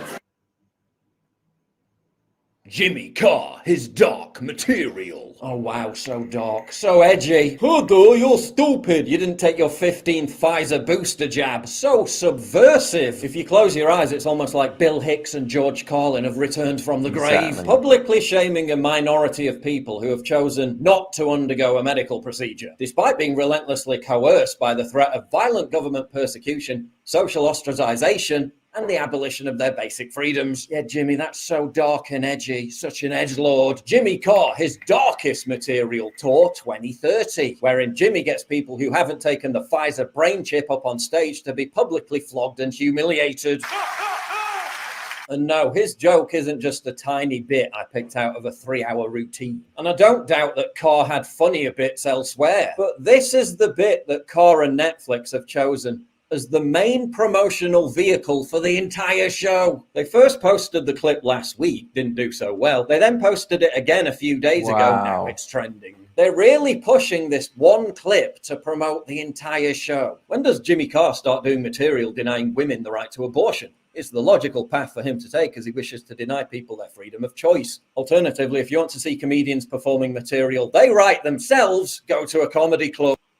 Isn't that incredible? Isn't this incredible that a comedian, you know, the whole, the European festival tradition, there's a beautiful essay, Rabelais and His World, and there's a part of it called The History of Laughter. And as Europeans, I suggest you read it. It talks about the European festival tradition and how it was, how these festivals that happen every year. There was a time when the government and the clergy, importantly the clergy, because there was no separation of church and state then, would allow the plebs, would allow the lumpen proletariat to mock them. People would dress up as like religious figures. People would dress up as governmental figures, but with massive cocks and like with pigs' noses on. There was lots of drinking, there was lots of vomiting, but it was a real, the European festival was a real time to just say stuff that needed saying, that you weren't allowed to say in your regular existence. And the stand-up tradition kind of, you can see that sort of came out of that. And the court jester is a similar position. The court jester, the loony, the weirdo, the bloke who could run around in his silly outfit, he was the only one who was allowed to take the piss out of the king. And when he did take the piss out of the king, he wouldn't say things like, you've got a big nose. He'd say things that actually mattered. He'd say things where the king would actually think, well, he's actually made a good point there. And now England's top comics, Jimmy Carr, telling people to, you know what a fucking cunt. I'm sorry. I have stopped swearing, and because I've tried to stop swearing, that had a little more impact, didn't it? It's just, and as Paul Joseph Watson just said, they've used that clip to promote this tour. And that's that. And I know how marketing works. They've said, how do we get people to the show? Well, we need to tap into their emotions. Well, what's the big emotion at the moment? Hatred of the unclean. And that's the clip they're using to promote it. And that those people will queue up They'll queue up, one hand on the person in front of your shoulder. You'll be all right. Everything's going to be fine. Everything's going to be fine. And then get in there and laugh at people for thinking freely, for laughing at people for having their own thoughts. And again, this is part of the rise of the normies, because that bloke who went there to watch Jimmy Carr, you don't go and watch Jimmy Carr if you don't like him. You go there to be entertained. You're like, comedians will always say this after a gig, oh, it's a bad room, it's a bad room. It's never a bad room, right? There's no such thing as a bad room. When a comic says it's a bad room, they mean they were crap, they fucked up. People, if you've got home from work, had a shower, shoved some food down, got your glad rags on, got on a bus or a taxi, gone to a venue, paid to get in, sat down, given someone 2 hours of your time, you don't do that because you don't want to laugh. You do that because you want to laugh. There's no such thing as a bad room. A room at a venue is 200, 300, well, at my level it was, but Jimmy Carr, 40, 50,000 people who want to laugh. So that fella has gone there because he wants to laugh. He likes Jimmy Carr. He won't be going back. He won't be going back. That is the rise of that normie. How many other people in that audience do you think haven't had a little dance down Jibber Jabber Street, who didn't put their hands up and thought, no, fuck that, I know where this is going, who won't be going back to see Jimmy Carr? And this is all part of the Overton window. This is all part of the pendulum swinging the other way. This is all part of rise of the normies. We'll watch a little bit more because it's very interesting. Notice he didn't slap his own face because that thing would fall apart like a fucking clown car. Yeah, seems like Jimmy's a big fan of injections. Apparently, when Carr tried this bit, he got completely owned by someone in the audience and had security throw them out. That's not making it into the Netflix special. That deserves repeating. So listen what Lee Wally says. I was at that gig and the guy pointed out facts to him. Jimmy had no comeback and was thrown out by security. His set was shit. 3 hours of other people's material. Now, I'll tell you that most jobbing British comedians know that Jimmy Carr was shit. What shit comedians do, and this is fact, I know it because I was there. They get 15 minutes and they'll do the same 15 minutes for 4, 5, 6 years until it's perfect. Once they've got a perfect 15 minutes, and I'm telling you, 4, 5, 6 years they'll do that same 15 minutes for. Every gig they go to, it's the same 15 minutes. If you've got the balls to stand on stage, anyone who's got the balls to stand on stage can get 15 minutes in 5 years. Trust me, it's not difficult. As long as you've got the balls to stand on stage. And then an agent sees you and says, right, all we need is a team of writers for this bloke. Job's a good one. And that's what happened to Jimmy Carr. Jimmy Carr was a shit comedian when he started. But he got his 15 minutes, and that show, I don't know this for sure, but I can almost guarantee it has probably been written by about 10 people. When he does his panel shows, they're all scripted. That's not comedy, though. That's theatre. Panel shows, you know, when there's two teams and there's someone like Jimmy Carr in the middle. Oh, look at this photo, and they come up and they off the top of their heads. No, they've seen all the photos. They've been given all the questions a couple of weeks before. The people on the panel will usually have 2 or 3 writers working for them. And the main bloke, the presenter like Jimmy Carr, will have a team of writers writing all his material. They make it look like it's all off the cuff and they're having a conversation, but it's theatre. It's been rehearsed. Not only that, those panel shows, if you take out the credits or the adverts or whatever, it's a 30-minute show. Take out the credits, 20 minutes. They will have filmed 3 or 4 hours to get 20 minutes of funny stuff.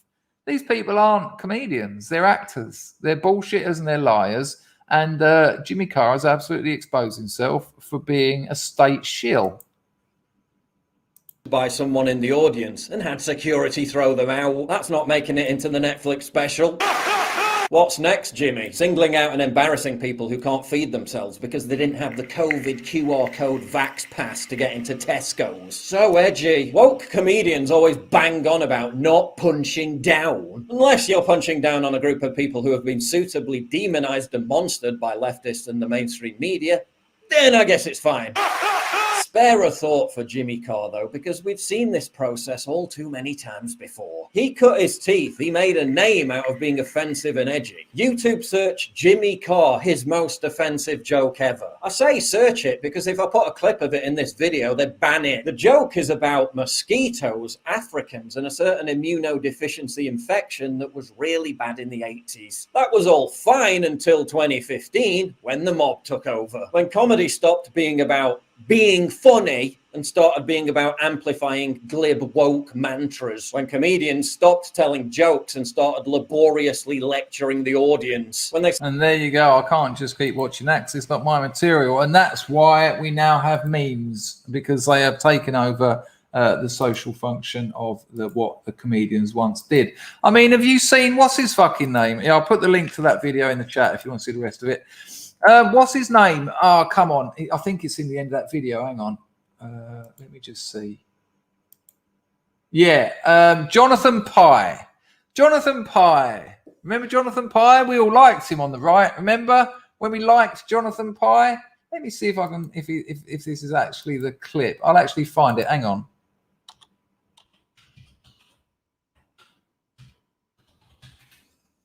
Let me see if I can find the clip. I wonder if he's taken it down yet.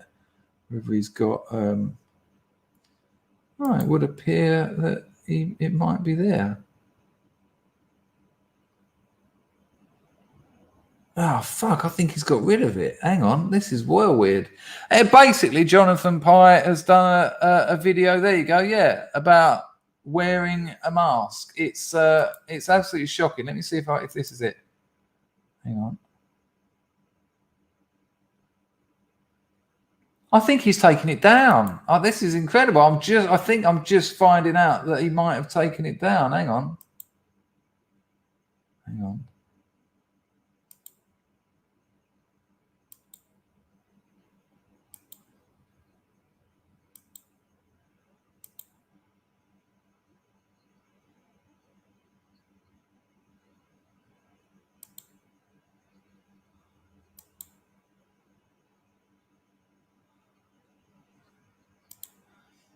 No, I've found another one, Vaccine Wars, but it would appear he's taken it down, unless anyone knows what the name of the video is called. How weird that Jonathan Pye has gone down that route. It's crazy, isn't it? Absolutely crazy. Yeah, I can't find it. I can't find it. Hang on, let me see if I can find it. Sorry, people. The show will start. And I found it. It's on his channel. It's still there. Right, so Jonathan Pye, remember him? He was talking truth to power. He was pulling it out. Be prepared to just go, fuck, we've lost another one. Now, don't get me wrong, he wasn't great. He was hardly on the right, but he did say some things that needed saying. He was quite open about Trump, in fairness, occasionally. But this is just mind-blowing. Check this out, people. I can't show the whole thing because he will, without a doubt, copyright match me. Sorry, I have to do this again. Don't worry, the show will start shortly. This is Jonathan Pye, and this is what he's doing these days. As it becomes compulsory to wear masks in shops in England, the government has It's very been asked quiet. to end confusion over its face mask policy. I took to the streets to find out what ordinary people think about wearing face masks. I don't get this. What is so fucking confusing? People are so fucking stupid, aren't they? The one thing this government has been clear on is with its advice on wearing face masks. Clear as day. It's just the advice changes depending on what day it is, okay? Right, we were initially told they weren't essential.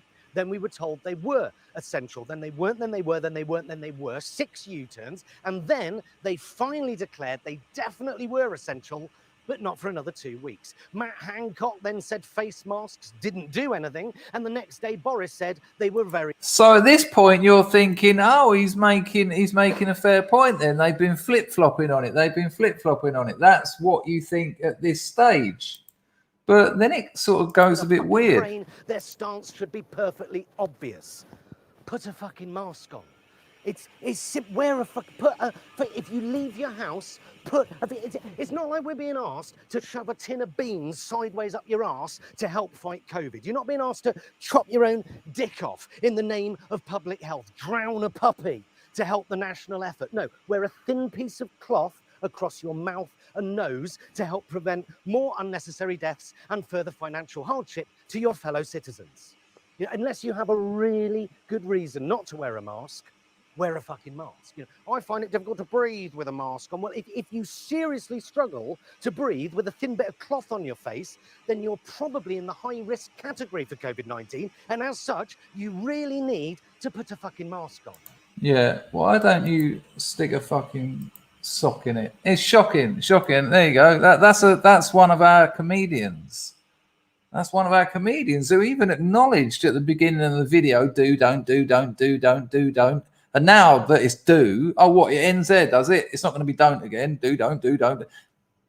Nice one. Hey, British comedy, Jimmy Carr, Jonathan Pye, crack on, go for it. We've got a little bit of Jim Jordan. Don't worry, people, the show will start shortly. This is 5 minutes long. I won't play all of it, but there's a very his what is it? His angle is very good. Hello, Otto. His angle is very good. So the first couple of minutes are worth watching. He's questioning someone in the house. Check it out. Jim Jordan. Professor Mascot, when was Dr. Fauci elected to office?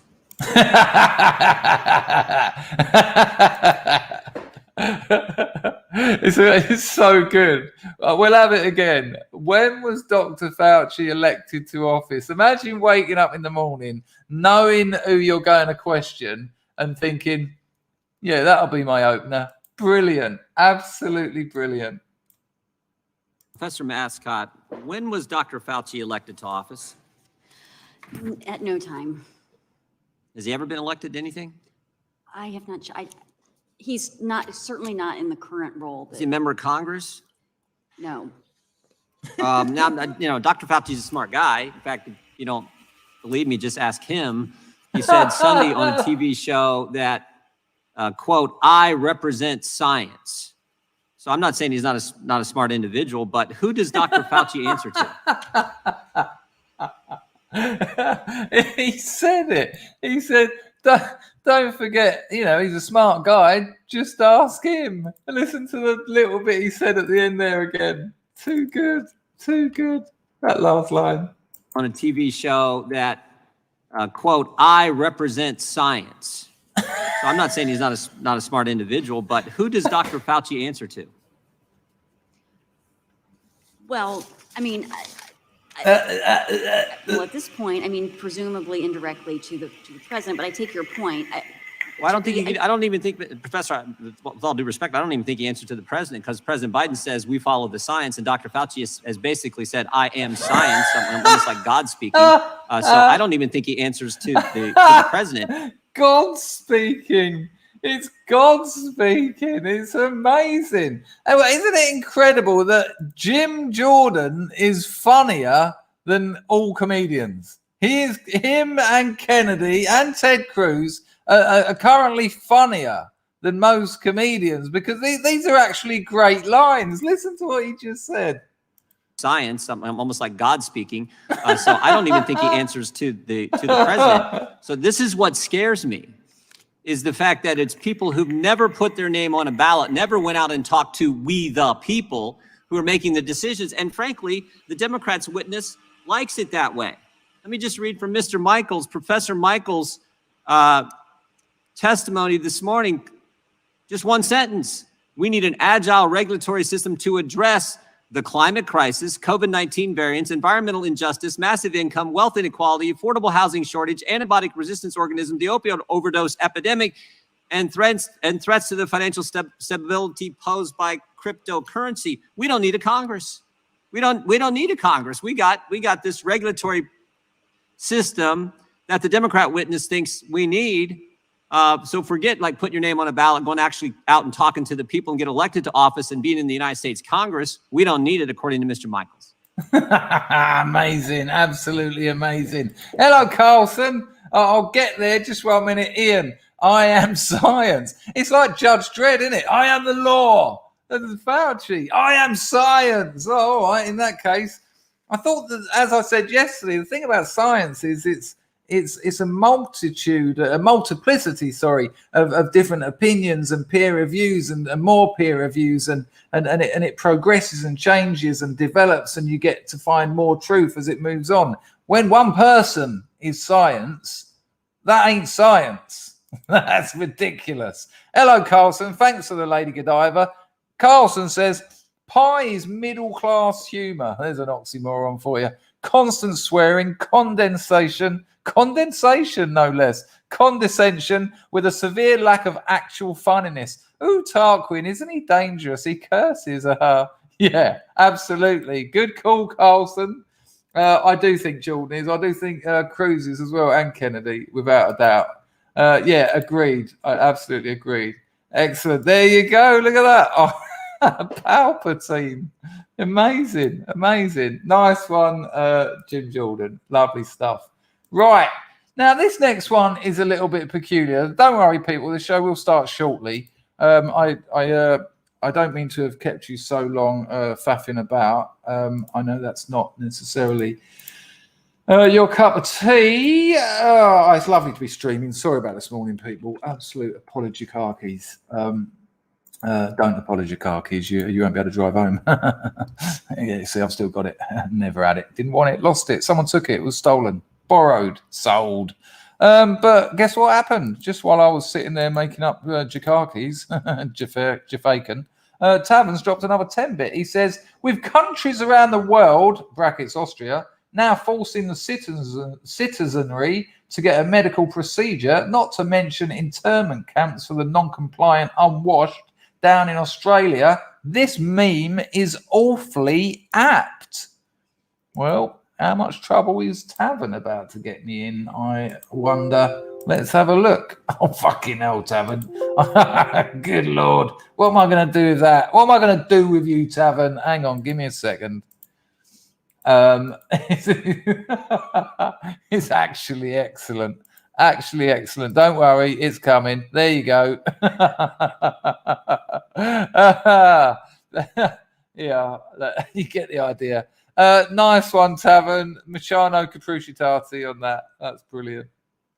I might have to keep that actually and send it around. Get my phalanx. Phalanx? That's not the same as a phalanx, is it? That's a multi-lead firing Phoenix. Right. This is a weird one. Now, I don't know where I... hello, John. Nice to see you, mate. I am loving this pre-show ramble. Yeah, I know it's gone on a little bit long. The show will get going shortly. This is... yeah, it's great, isn't it? This is... oh, good Lord. The Austrian Chancellor just resigned. They're dropping like flies, those commies, aren't they? Amazing. This one's weird. This is... We watch Memology 101 almost every day on this stream. He puts out such good content. This is only a minute long, right? Now, I this might make me seem a little bit stupid. If the previous 2.5 hours haven't, fuck me, 2.5 hours. Good Lord, it's going to be 2 in the morning. I've got to get that novel finished and get up at the crack of dawn. What the fuck am I doing? There's a weird... This is a hidden message. I don't know what's going on here. I'd like to know what you people think. Have a look at this.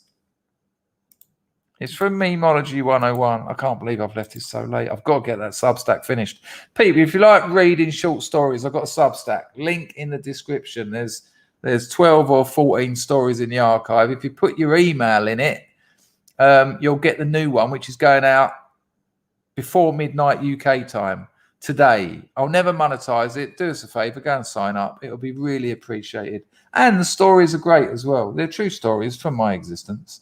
But people, tell me what you think of this. It's quite peculiar. I'll probably have to point it out to you. Public health doctors say the booster. So this was from an Irish news program. I think it's RTE. I can't say for sure. Yeah, I can actually because it says it at the bottom. But so this is just a segment on Irish news, right? Their campaign is beginning to have an impact on hospitalizations, which have begun to stabilize in recent days. This week, the HSE says it will be administering booster shots to around 470,000 medically vulnerable patients. The over 50s are due to get their shot by the middle of next month. The three coalition leaders will meet with NPHET tomorrow to discuss the Omicron variant and the overall COVID situation. Hold up. Wait a minute. Something ain't right. Check it. So check. What the fuck is this? Can you see it? Can you see that there? It looks like it's been written in the dust on the side of that testing machine. That looks like fingerprints, does it? Or sellotape or something? That's fucking weird, right?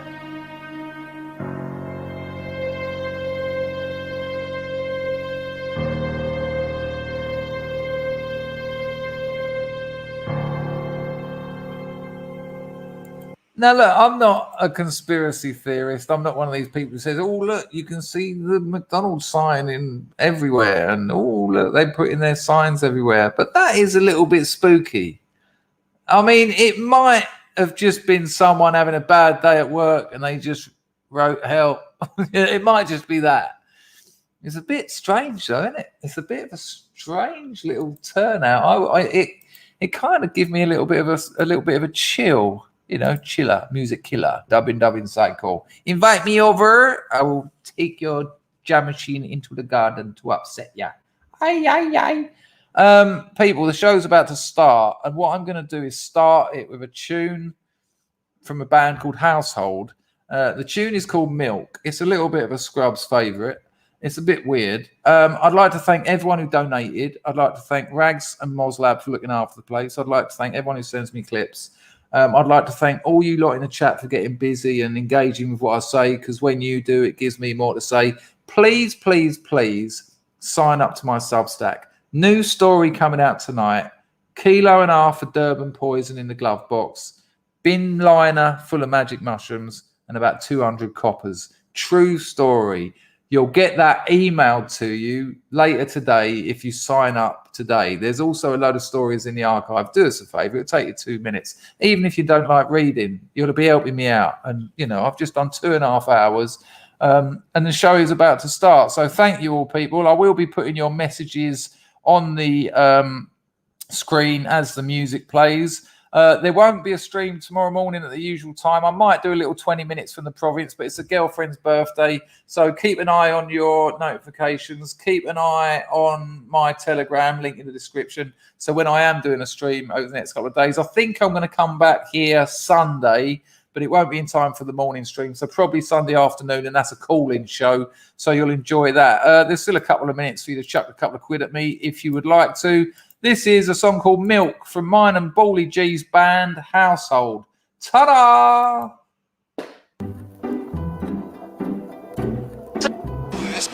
Nice one, little bullet. The show's about to start, people. Yeah, I'll put the Substack link in the chat for you.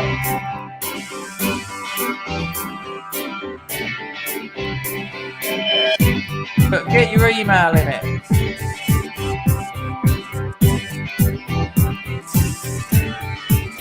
There you go. There's the Substack link. Nice one, guys. Thank you, mate. Will do. Oh yeah, nice one, little bullet. I'll check that out. Cheers, SC911. I'll pass all these lovely messages on. I'll tell her that you're all very kind. A lot longing, forgotten, infested. A bleak solid air between us tested. The alleyway laughs at time and half. Get on that Substack. Help us out. Smash you. Can't come down now. You wouldn't want to spy. Secret immediate me, but there you go, people. Little tip from JC there. roots. Oh, so many spiders. Smile so wide, we look inside her. Hello, Mrs. Me in it. The need for me. I'll pass that on. The need for Nice one, Tavern. Will do, Eldritch. Oh yeah, nice one, dual citizen for guest modding today. Good call, Rag. The Archibald's bows, pull strings, pulling things to mark time, arbitrary, sublime, weak at random swine. Best leave now, dear, these above. The historical rub, this newfound embalming, new farming gold. This winter shade of lazy off brown, it knackers me. Still know the words. Shocking. Yeah, but deliberately, obviously. Oh, how nice. a shining example of love, love, love, love. There's so many messages to get through. The need for milk. The need for milk. Cheers, Otto. Look after yourself, Anglo. Of chemical shoals and all sure withdrawals. Sensitive, get it, flipping, slip, you get it, working, nothing but the need. Thank you, Osmeister. The need for me.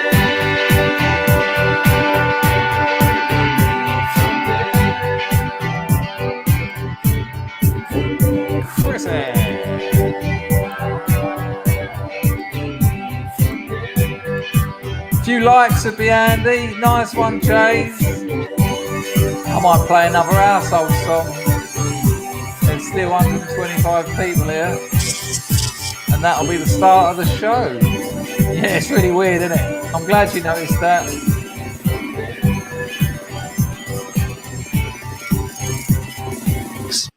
Where are we going to go next? Go on, you cheeky bastards. Let's have a bit of this. Chrissy! Elastic, I'm fantastic. I got geometry, it's pretty drastic. Coochie coochie tiger, where can I hide ya? Your roar's too loud, mate. They're gonna find ya. And aesthetic again. Yeah, you're looking pretty rough, son. Your life's coming undone. Cheers, Anywhere Mr. you go, you McCraft. seem to know someone. I want to change my life, mum. I don't know what's going on. I pick up all the pieces, fall, and then I drop them. And that's it again. And I am here. Now and then.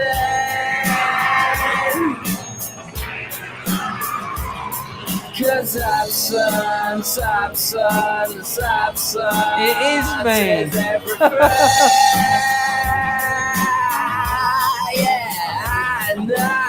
Well, it was about 1991. Again. It is me, yes.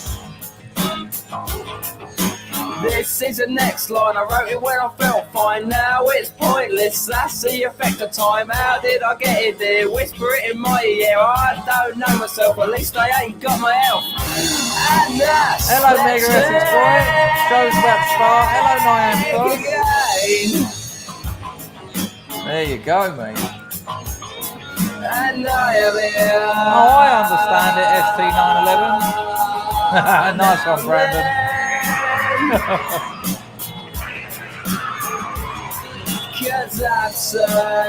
Thank you, Story. Thank you, ST911. Very kind. Wannabe. What? Wanted to be in a band. Again. Oh, I don't know where I'd find those now.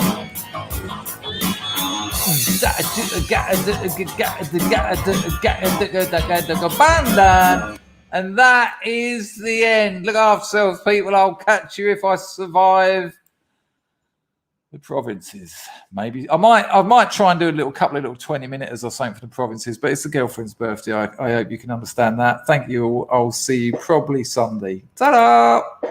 Boom.